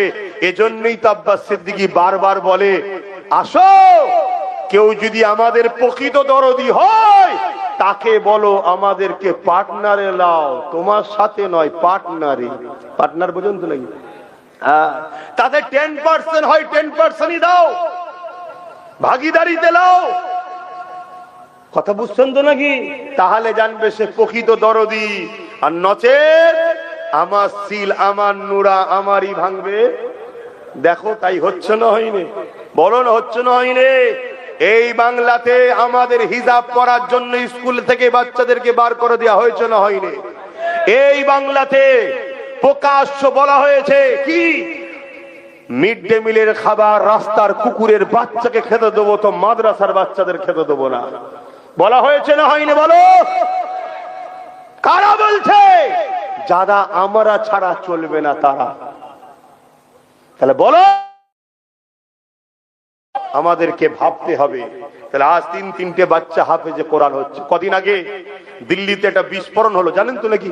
হ্যাঁ, সেই বিস্ফোরণে সন্দেহ করে 4 জন মুসলিম ডাক্তারকে তোলা হলো, সম্ভবত 4 জন কি কাজ কি হই হই হলো বলো তো? বলবেন তো হই হয়েছে না হয়নি? তারপরে কি খবর পেয়েছেন ওই 4 জনের সঙ্গে কি হয়েছে? সেই 4 জন নির্দোষ ছেড়ে দিয়েছে, খবর পেয়েছেন? কিন্তু মূল আসামিকে ধরা পড়েছে, তারা মুসলমান নয়। সে খবরটা নিয়ে হই হই হচ্ছে কেন হবে? কেন হবে? জাতি তোমাকে তো মিটাতে চাইছে, তোমাকে তো টার্গেট করা হয়েছে, তোমার হয়ে বলার কেউ নেই। শোনো, মলি সাহেব লাগবে, হাফেজ সাহেব লাগবে, আলেম লাগবে, পীর লাগবে, কিন্তু সব মলি সাহেব কি করবে? সব হাফেজ সাহেব কি করবে? কিছু ডাক্তার, কিছু উকিল, কিছু জজ, কিছু আইএস, কিছু আইপিএস, কিছু নেতাও আমাদের দরকার আছে না? না জোরে বলুন, আছে না? না সেইটা আমাদের কই? এই যে এতগুলো লোক বসে আছো, বুকে হাত দিয়ে বলো তোমাদের জানা শোনা একটা নাম বলো যে তোমাদের কেউ আত্মীয়র মধ্যে জজ আছে কারো? উকিল কি বলে? ডিএম, আইএস, আইপিএস, মন্ত্রী আছে? মন্ত্রী তোমাদের আত্মীয়র মধ্যে কেউ? তাহলে কি আছে বলো? খারাপ লিও না। উপরন্ত মুসলমান পাড়ায় খোঁজ নিয়ে দেখো, গুন্ডা বদমাইশ ভর্তি হয়ে আছে। আছে না? নাই? এতে কি আমি আপনাকে ছোট করলাম? না, এটা প্ল্যান মাফিক করা হয়েছে। তোমাদেরকে শিক্ষা দেয়নি, তোমাদের ছেলেদেরকে আইএস আইপিএস বানাইনে, তোমাদের ছেলেদেরকে ডিএম বিডিও আইপিএস বানাইনে। অনেকে বলবে মুসলমান উপযুক্ত নয়। মুসলমান যদি উপযুক্ত না হতো তাহলে আমেরিকার মতো জায়গায় মুসলমান কি করে মেয়র হচ্ছে? আমেরিকার মতো জায়গায় মুসলমান কি করে বড় বড় পোস্টে চলে যাচ্ছে? আরে তোমাদেরকে চাপিয়ে রাখা হয়েছে, দাবিয়ে রাখা হয়েছে। তোমাদেরকে একটা কি বলে ডকুমেন্টস তৈরি করা হচ্ছে। তোমাদের নামগুলো সব গুগলে সার্চ হচ্ছে, কি রেকর্ড হচ্ছে। দেগঙ্গা মানে অশান্তির জায়গা, খুনের জায়গা, বোমের জায়গা, মারপিটের জায়গা। ভাঙর মানে, হাড়ুয়া মানে মুসলিম অধ্যুষিত এলাকাকে রেড জোন করা হচ্ছে। ইচ্ছা করে কারা করছে? যাদের জন্য তোমরা মারপিট করো তারাই তোমাদেরকে রেড জোনে ফেলছে। একটা দিন আসবে মায়ানমারের মতো তোমাদেরকে গুলি করে করে করে মারা হবে, এনকাউন্টার করে করে মারা হবে। যখন তোমাদেরকে মেরে দেওয়া হবে, রাষ্ট্রসংঘ বলবে যেদেরকে মারা হচ্ছে কেন, ওই দিন তোমাদের এই রিপোর্ট গুলো দেখানো হবে। এরা মানুষ নয়, এরা সমাজ বিরোধী। এদের শুধু খুন করতো, মারপিট করতো, ঝগড়া করতো, কিন্তু যাদের জন্য করেছো তারাই বলবে। তাই বাঁচাতে চাইছে আব্বাস সিদ্দিকী। আর বাঁচাবার জন্য আমার পিরান প্রিয় ভাই নওশাদ থেকে আজকে তোমাদের জন্য রাস্তায় নেমিয়ে দিলাম। সে দিন রাত গাল খাচ্ছে, দিন রাত তার উপরে দিন তার নামে কেস হচ্ছে, তাকে নির্দোষ জেলে ভরে দিল। অথচ এই বিজেপির নেতা কি বললো, ইসলামে নাকি রেপ করা পাপ নয়, এর নামে এত কেস হলো, মমতাকে জেলে দিচ্ছে না। একে জেলে দেওয়া দরকার ছিল না? ছিল না? একে দিচ্ছে না। শুভেন্দু অধিকারী কত বড় বড় কথা বলছে, জিহাদি, রোহিঙ্গা, 1 কোটি বার করে দেবো, 2 কোটি পালাচ্ছে। এগুলো সত্য বলছে না মিথ্যা বলছে? এরপরে ওর নামে কোনো মামলা হচ্ছে, ওকে কে কেউ জেলে ভরছে না। এরা দুজন সেটিং করে আছে, এ ভয় দেখাচ্ছে তুমি আমি যাতে মমতার কোলে উঠে যাই। এক কথা বুঝে আসছে না? নয়? তাহলে এই জায়গায় দাঁড়িয়ে থেকে আমার ভাইটাকে আমি দিয়ে দিলাম। সে তো আমার মতো জলসা করতে পারতো। কথা বলেন, পারতো না? পারতো না? সেও তো দরবারে গিয়ে বসতে পারতো। আপনারা গিয়ে তো মুসাফা করে নজরানা দিতেন। এমনি করিনি, অনেক কিছু বুঝেছি। এ জাতি তোমাকে বাঁচাতে চাইছি। এরপরও বলছি শুনছেন তো? এরপরও তোমাকে বলছি, যদি আব্বাস সিদ্দিকীর উপরে সন্দেহ হয়, যারা তোমাদের মধ্যে সন্দেহ ঢুকাচ্ছে তাকে বলছি আসো, ডাকাতকে ধরার জন্য পাহারা দিতে হবে। ডাকাত সবচেয়ে বড় ক্ষতি তো আমাদের করছে, আমাদের মসজিদ ভাঙছে, আমাদের ঘরে মব লিঞ্চিং করে পাচ্ছে, আমাদের উলামাদের মারছে, আমাদের মসজিদ ভাঙছে, আমাদের মাদ্রাসা ভাঙছে। তো যদি পাহারা দিতে হবে, রুখতে হবে, আমিও বলছি রুখতে হবে, তা আসো একসাথে রুকি। এক কথা ভুল বুঝছেন নাকি? একসাথে রুকা দরকার আছে না নাই? এক কথা বলুন। একটা ঘরে কাউকে দায়িত্ব দিয়েছেন, 1 মিনিট, একটা ঘরে কাউকে দায়িত্ব দিয়েছেন, 15 বছর ধরে চালাচ্ছে, শুধু ডাকাত ঢুকছে বেরোচ্ছে, তাহলে পাহারাদারের উপর সন্দেহ হতে পারে না? পারে না? তাহলে পাহারাদারকে যদি অপশন দেওয়া হয়, চলে আসো, তোমার 100টা লোক থাকবে, আমার কমসে কম 20টা তোমার লোক থাকবে তোমার সাথে, এই অসুবিধা আছে? তাহলে তুমি কি সেটিং করছো আমি জেনে যাব। তখন বলছে না না না না না, লিয়া যাবে না। ও, আমাদের সবটা ভাল লাগে, আর আমাদের ছেলেরা যখন তোমার সাথে পাশে চেয়ার লাগাবে তখন নাক ছিটকাচ্ছে না। এগুলো বোঝো, যদি না বোঝো আগামী দিন যে ভয়ানক দিন আসছে তোমাদের জন্য, তখন বুঝতে পারবে হাড়ে হাড়ে। এই যে এসআইআর ছোট্ট একটা কথা বলে যাচ্ছি, ফর্ম জমা দিয়েছেন? কি গো, জমাতে দিয়েছেন তো? আমিও জমাতে দিয়েছি, বিসমিল্লাহ বলে দিয়ে দিয়েছি, যা কপাল আছে হবে যা। আমি তো জানিও নি কচুপুরা কি হচ্ছে ভেতরে, আমার জানা আছে। আর না জমা দিলে যদি ফেসে যায়, ধরেন যে জমা দিল না, তার নাম বাদ পড়ে গেল, হতে পারে তো নাকি? জমা দিতে হবে তো, আর দিয়েও যদি ফেসে যায় তাও জানি না। চলো আল্লাহ ভরসা, দিয়ে দিয়েছি, কথা বুঝে আসছে। তবে এতটুকু জানি, থাকলে একসাথে থাকবো, যেতে হয় একসাথে যাব। রাজি আছেন তো নাকি? ঠিক বলছেন তো? হ্যাঁ, আমি আপনাদের সাথে আছি, আপনারা আমার সাথে আছেন তো নাকি? হ্যাঁ, থাকতে হয় একসাথে থাকবো, যেতে হয় একসাথে যাব। তবে যেতে যখন হবে ছেড়ে কাউকে যাব না, এটা মনে থাকবে তো? ছেড়ে কাউকে যাব না, অত সহজ নয়। অনেক রক্তের বিনিময়ে দেশ স্বাধীন করেছি আমরা। তুমি কোন লাট সাহেবের বাটা এসে গেছে, এটা মনে রাখবেন। তবে একটা কথা বলে যাচ্ছি, আচ্ছা এই এসআইআর বাংলাদেশ থেকে মুসলমান ভারত পশ্চিম বাংলায় ঢুকেছে, ঘুষপেটিয়া, তাদেরকে তাড়ানো হবে, এই কথাটা বাংলায় সর্বপ্রথম কে আওয়াজ তুলেছিল? জোরে বলেন। আরে শুভেন্দু তো জুম্মায় জুম্মায় 1 সপ্তাহ চিল্লাচ্ছে, আগে তো বসে ইফতার খেত। আবার আগে ইফতার খেতে দেখেন না, মাথায় রুমাল বেঁধে যেন মনে হচ্ছে টাটকা মুলি সাহেব এসে বসে ইফতার খেচ্ছে। এখন আর ভালো লাগে না ইফতার, কথা বুঝছেন তো নাকি? তো ও তো 1 সপ্তাহ চিল্লাচ্ছে। 2003-04-এ খেয়াল করে দেখুন, স্পিকারের মুখে কাগজ ছুড়ে দিয়েছিল যে বাংলায় ঘুষপেটিয়া মুসলমান ঢুকেছে, বার করতে হবে। যদি এসআইআর কোনো মুসলমানের নাম বাদ যায়, মনে রেখে দিও, এর জন্য মোদিও দোষী, দিদিও দোষী। ও অফিসার নিয়োগ করেছে, এই কি বলে, বার করতে চাইছে, ইনি অর্থ অফিসার দিয়েছে। কথা মাথায় ঢুকছে? এটা মাথায় রেখো। তো যাক, সময়ের দিকে খেয়াল করছি, আমাকে আবার নামাজ হবে, ভাইয়েরা পাগড়ি পড়বে। আমি যে কথাগুলো বললাম কারো কষ্ট হলো?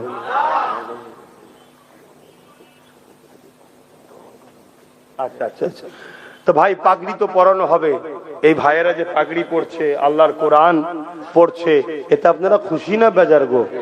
তাহলে একটু পকেটে হাত দিতে লাগে তো নাকি? এই মাদ্রাসার জন্য যার যা খুশি একটু দিতে হবে তো নাকি? কি বলছেন, দেবেন তো নাকি? হ্যাঁ, সবাই ছেলেরা যাচ্ছে, মা যাও ভেতরে ঢুকে যাও, আর দরুদ শরীফ, আল্লাহুম্মা সাল্লি আলা।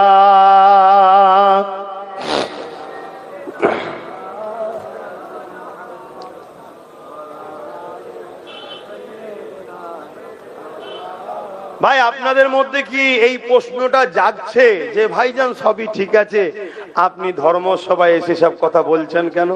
প্রশ্ন জাগছে কি? আচ্ছা, কারো কি জাগছে? যদি জাগে, না বলতে পারেন, আমি একটু উত্তর দিচ্ছি, একটু শোনেন।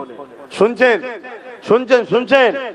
আচ্ছা, আপনাদের মধ্যে এই প্রশ্ন জাগে না যে আব্বাস সিদ্দিকী ধর্মসভায় এসে এ কথা বলছে কেন? এ প্রশ্ন যদি জাগে, আপনাদের এটা মনে হয় না যে আপনারা রাজনীতির নেতা, রাজনীতি করুন, আপনারা আমার মসজিদ, মাদ্রাসা, কবরস্থান, ইসলামের বিরোধী করছেন কেন?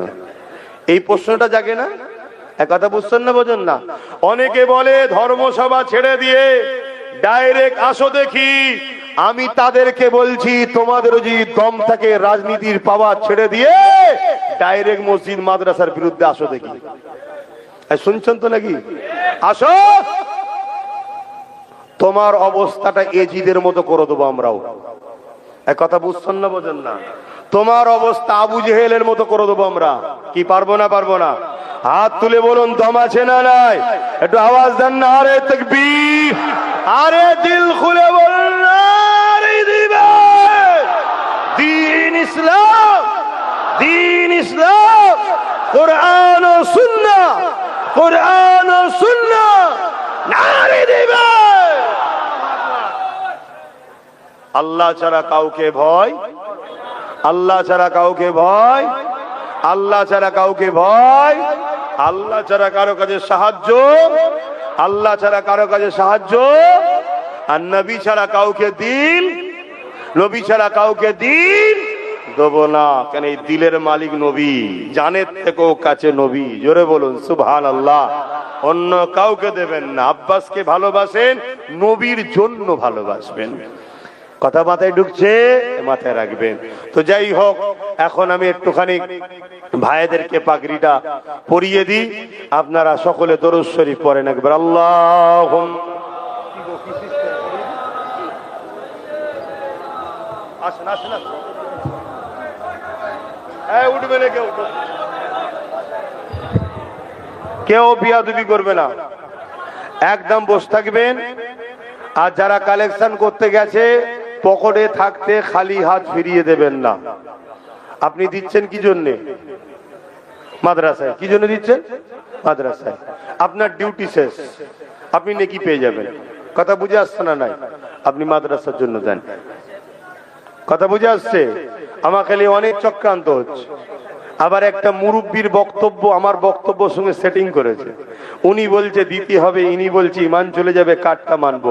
আরে উনি তখন বলেছে যখন এর মুখোশটা দেখেছিল, মুখটা দেখতে পাইনি। আজ থেকে 15 বছর আগে বলেছে। কথা বুঝে আসছে না? নাই, তখন এর মুখের ওপরে মুখোশ ছিল, যে মুখোশে ছিল দরদি 10,000 মাদ্রাসা ফুরফুরার রেল হবে, সেই মুখোশ ছিল। কথা বুঝে আসছে না? নাই। আর এখন মুখোশ উঠে গিয়ে অরিজিনাল মুখ বেরিয়ে পড়েছে। আমাদের হাওড়া জেলায় একজন এমএলএ আছে, নির্মল মাঝি। সে বলছে মমতা নাকি আমাদের আল্লাহ। কি বলবেন? সুবহানাল্লাহ। তুই বলতে পারিস ইনি আমাদের মুখ্যমন্ত্রী, এই প্রধানমন্ত্রী বলকে যায়। কথা বুঝে আসছে না? রাজনীতির লেভেলে বলকে যা। তুই আমার ধর্মকে টানলি কেন? এরা এসব বলে বলে না আমাদেরকে মেপে মেপে দেখছে যে গোলাম কতটা হয়েছে। হারাম যে খাওয়াচ্ছি, এদের ভেতরটা কতটা খারাপ হয়েছে একটু দেখি। তাহলে বলুন, এগুলো কি আপনাদের জাগাবো না আমি? কি গো, হ্যাঁ কি না বলুন? এগুলো করে কি ভুল করছি? হ্যাঁ, যদি ভুল মনে হয় দূরে থাকবেন, আনবেন না, আসবেন না, যাবেন না। কথা ক্লিয়ার? এলে না বললে আমি তো নিজেও ফেসে যাচ্ছি। কিয়ামত দিন ধরা পড়তে হবে আল্লাহর কাছে। আমার ভাইগুলো উঠে পড়লো কেন? বসেন না, পাগড়ি পরানো হবে। আপনারা বসেন। দরুদ শরীফ। আল্লাহুম্মা তাকবীর দেন।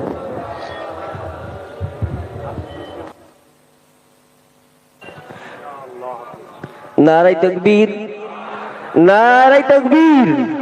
সিলসিলায়ে মুজাদ্দিদুজ্জামান মুস্তান শাহ রহমাতুল্লাহ আলাইহি স্মৃতি মুজাদ্দিদিয়া হাফিজিয়া মাদ্রাসা ও এতিমখানা। নারে তাকবীর।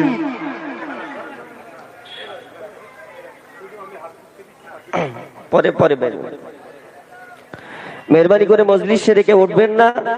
মজলিস ভাইজান হুজুর শেষ করলে এই মজলিসে এসে জামাত হবে আজানের পর। আসেন একটু সালাম দিয়ে ইয়া নবী সালাম, ইয়া রাসূল, ইয়া হাবিব সালাম, সালামা। আপনারা আমার দাদা পীরের সিলসিলার মুরিদ তো, আপনাদের উপরে জুলুম হবে, আপনাদের ছেলেদেরকে জেল দেবে, কষ্ট দেবে। আমি যদি যারা জেল দেবে, কষ্ট দেবে তার সাথে থাকি, আপনারা ভালো নজরে নেবেন? জোরে বলুন, নেবেন? তাহলে আপনি মুরিদ হয়ে যদি না নিতে পারেন, আমার পীরের আওলাদকে যারা জুলুম করে নির্দোষ জেলে দেবে তাদেরকে কখনো মেনে লিয়া তো মুরিদের কাজ হতে, এটাও মাথায় রাখবেন। আসেন, তবেই তো শিখবে জালিমরা যে এদেরকে যাই করো 200, 500, 1000 দিয়ে এদের ঈমানকে কখনো কিনা যেতে, এরা সব পারে। এদেরকে যদি পেটো মারো সব করবে, এরা আল্লাহ, রসুল, কোরআন ও ইসলাম এই জায়গাতে কারো সঙ্গে কম্প্রোমাইজ, জোরে বলুন, করবে না। তবেই তো ভয় থাকবে জালিমদের। আর না হয় আমার ধর্মটাকে তারা শেষ করে ফেলবে। চাকরি দিসনি, রুজিতে দিসনি, কাজ দিসনি, পড়াশোনা দিসনি, চলো তারপরেও চলো কি করা যাবে, ছেলে দিলাম, কিন্তু তুই আমার ধর্মে হাত দিচ্ছিস কেন? তুই আমার মাদ্রাসায় হাত দিচ্ছিস কেন? আজকে কেন্দ্র সরকার ওয়াকফ কালা কানুন করেছে, যে ওয়াকফ কালা কানুনে পুরো ইসলামের পেহচান মসজিদ মাদ্রাসাকে মিটিয়ে দিতে চাইছে। এটা কি সে ঠিক করছে? তাহলে হাত দিয়ে রুখা দরকার আছে না নাই? হাত দিয়ে রুখতে পারো না, মুখ দিয়ে প্রতিবাদের দরকার আছে না নাই? মুখ দিয়ে প্রতিবাদ করতে যাচ্ছে আর রাজ্য সরকার বলছে দিল্লি গিয়ে আন্দোলন করো, এখানে নয়। কেন? কেন? আমার মসজিদ ভাঙবে কেউ, আমি তার বিরুদ্ধে বলবো, সেটা কে? কেন্দ্র সরকার। তুমি বলছো নাকি যার বিরুদ্ধে, তা আমি তো তার বিরুদ্ধে বলছি, এটা তো তোমার খুশি হওয়া দরকার, ঠিক না বেঠিক? কিন্তু তুমি বলছো এখানে নয়, দিল্লি গিয়ে আন্দোলন করো। তাহলে কি আমাদের বুঝতে বাকি দাদা দিদিতে সেটিং আছে? কথা বলেন। ওর বিরুদ্ধে বললে এর কষ্ট হবে কেন? ওর বিরুদ্ধে বললে এর কষ্ট হচ্ছে কেন? তাহলে আমি আপনাকে জানতে চাইছি, আমার মসজিদের হয়ে বাংলায় কথা বলার অধিকার নেই, মাদ্রাসা বলার অধিকার নেই, কোরআনের হয়ে কথা বলার অধিকার নেই, খানকা হয়ে কথা বলার অধিকার নেই, কিন্তু বলতে গেলে তো জেল দিচ্ছে, বলতে গেলে তো কেস হচ্ছে। শুনছেন না? শোনেন। যদি বলেন আপনি বলছেন আপনার নামে হয় না, আর আমি তো চাইছি একবার আমাকে ভরুক, আমি তো চাইছি একবার আমাকে ধরুক, তারপরে কি খেলটা লাগাতে হয় তখন তো বুঝাবো ওকে আমি। কথা বুঝছেন না? বোঝেন নেই? তাহলে সেই জায়গায় বলুন, মসজিদ, মাদ্রাসা, দিন ইসলামের জন্য যদি 100 বার জেলে যেতে হয় তারপরও আন্দোলন হবে না? হবে না? হাত তুলে বলুন, হবে না? হবে না? মসজিদ মাদ্রাসার জন্য জেল খাটতে রাজি আছেন? কবরস্থান, ঈদগাহর জন্য জেল খাটতে রাজি আছেন? তাহলে আজকে যদি কেউ বলে যে দিল্লি গিয়ে আন্দোলন করো, তাহলে আমরাও তাকে যখন ভোট চাইতে আসবে বলতে পারবো না দিল্লি যাও? হ্যাঁ, বলা দরকার আছে না নাই? আমার সঙ্গে কারা একমত হাত তুলে দেখান। ক্ষতি করছি? লম্বা করে হাত তোলেন। কেউ হাত তুলতে বাকি আছে কি দেখলেন? চারিদিকে দেখুন না, জানা দরকার, জানা দরকার। হাত তুলতে বাকি আছে দেখেন, হাত নাবান। আপনার যদি হাত তুলতে অসুবিধা হয় আপনার কাতারে আপনি থাকুন না। কে আপনাকে আসতে বলেছে? আমরা মসজিদের পক্ষে, আমরা মাদ্রাসার পক্ষে, আমরা কোরআনের পক্ষে, আমরা দ্বীন ইসলামের পক্ষে। ইসলাম নিয়ে, মসজিদ মাদ্রাসা নিয়ে বাঁচতে চাই, মসজিদ মাদ্রাসা, দ্বীন ইসলাম, কোরআন নিয়ে মরতেও চাই। আপনি যখন আমাদের পক্ষে নয়, যাদের পক্ষে তাদের সঙ্গে থাকুন, আমাদের কোনো আপত্তি নয়, কিন্তু আপনি আমাদের কাছেও থাকবেন, ভেতরে ভেতরে ওদের সঙ্গেও থাকবেন। এই দ্বিচারিতাটা চলবে না। কাতারকে ভাগ করার দরকার আছে না নাই? আজকে বড় দুঃখ লাগে, তোমার সামান্য বেঈমান নেতার গদি বাঁচাবার জন্য তুমি এত লড়াই করছো। আল্লাহর ঘরের জন্য কবে লড়াই করবে? আল্লাহর মসজিদ মাদ্রাসার জন্য কবে লড়াই করবে? যে আল্লাহ তোমাকে জিন্দেগি দিল, জীবন দিল, দুটো হাত পা দিয়েছে, চোখ দিয়েছে, কান দিয়েছে, জবানের কথা দিয়েছে। এই লড়াইয়ের সর্বোচ্চ উত্তম বিষয় হলো কি? হাত থাকলে, ক্ষমতা থাকলে হাত দিয়ে লড়ো, ক্ষমতা নেই মুখ দিয়ে প্রতিবাদ করো। প্রতিবাদ করার যদি ক্ষমতা না থাকে কমসে কম অন্তর থেকে ঘৃণা করে সরে যাও। যদি এরপরে তাও না করে তুমি মসজিদ, মাদ্রাসা, ইসলামের দুশ্মনদের সাথ দাও, কিসের তুমি মুসলমান?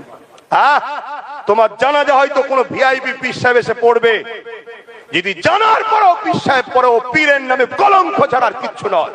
আর না জেনে যদি পরে আল্লাহ তাকে মাফ করবে, কিন্তু তোমার কবরে তুমি রেহাই পাবে না।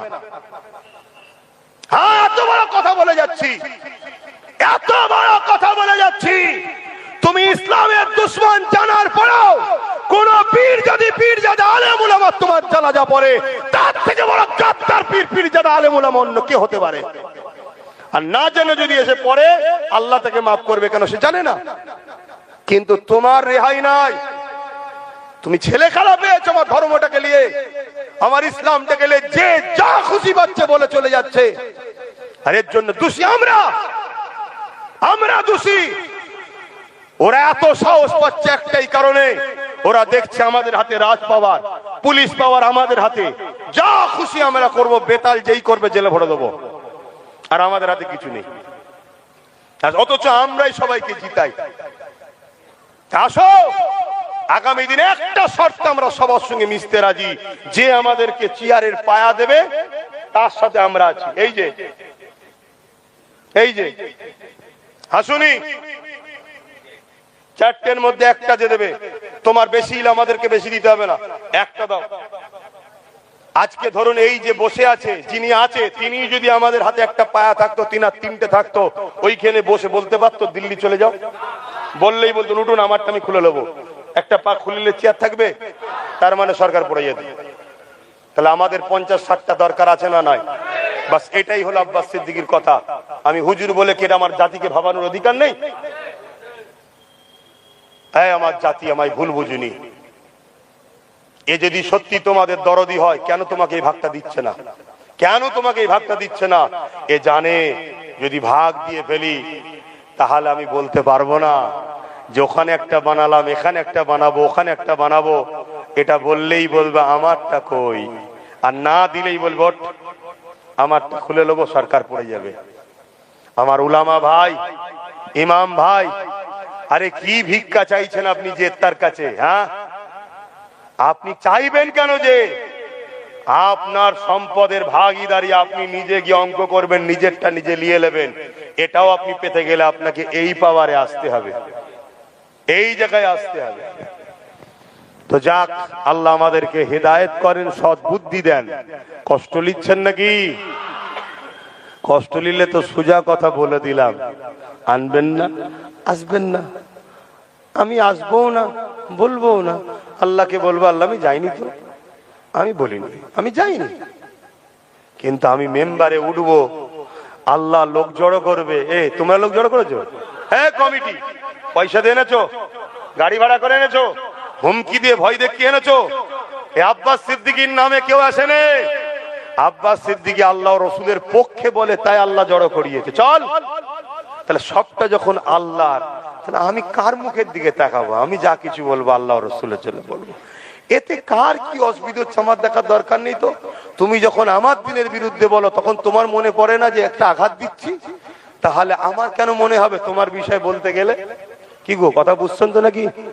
আজকে ইনি, এটা বুঝাবার জন্য বলছি, ইনি যদি আমার ধর্মের উপর আঘাত দিতে পারে, তাহলে আমি ইনার উপরে কেন আঘাত দিতে পারবো না?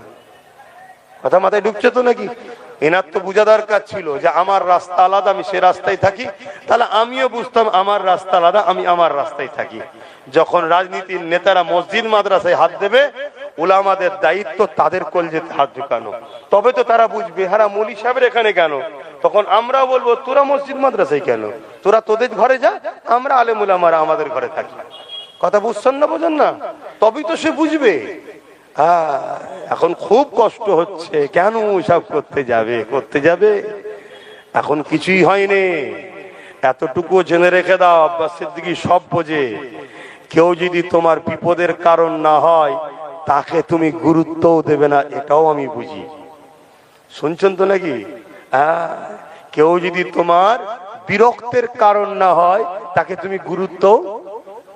রাত্রিরে অল আউট জ্বালান তো নাকি? কেন জ্বালান? ছোট দেখতে কি হবে, বিরক্তের কারণ ব্যবস্থা করতে হয়। ইয়া নবী সালাম, ইয়া রাসূল, ইয়া হাবিব সালাম, সালাম। কঠিন হাসরের দিনে কি আছে মোদের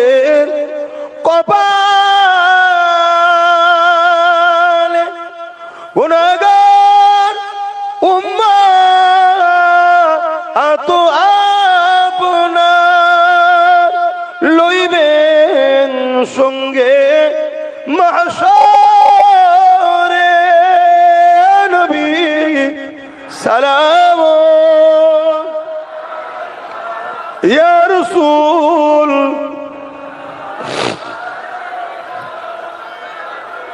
এখন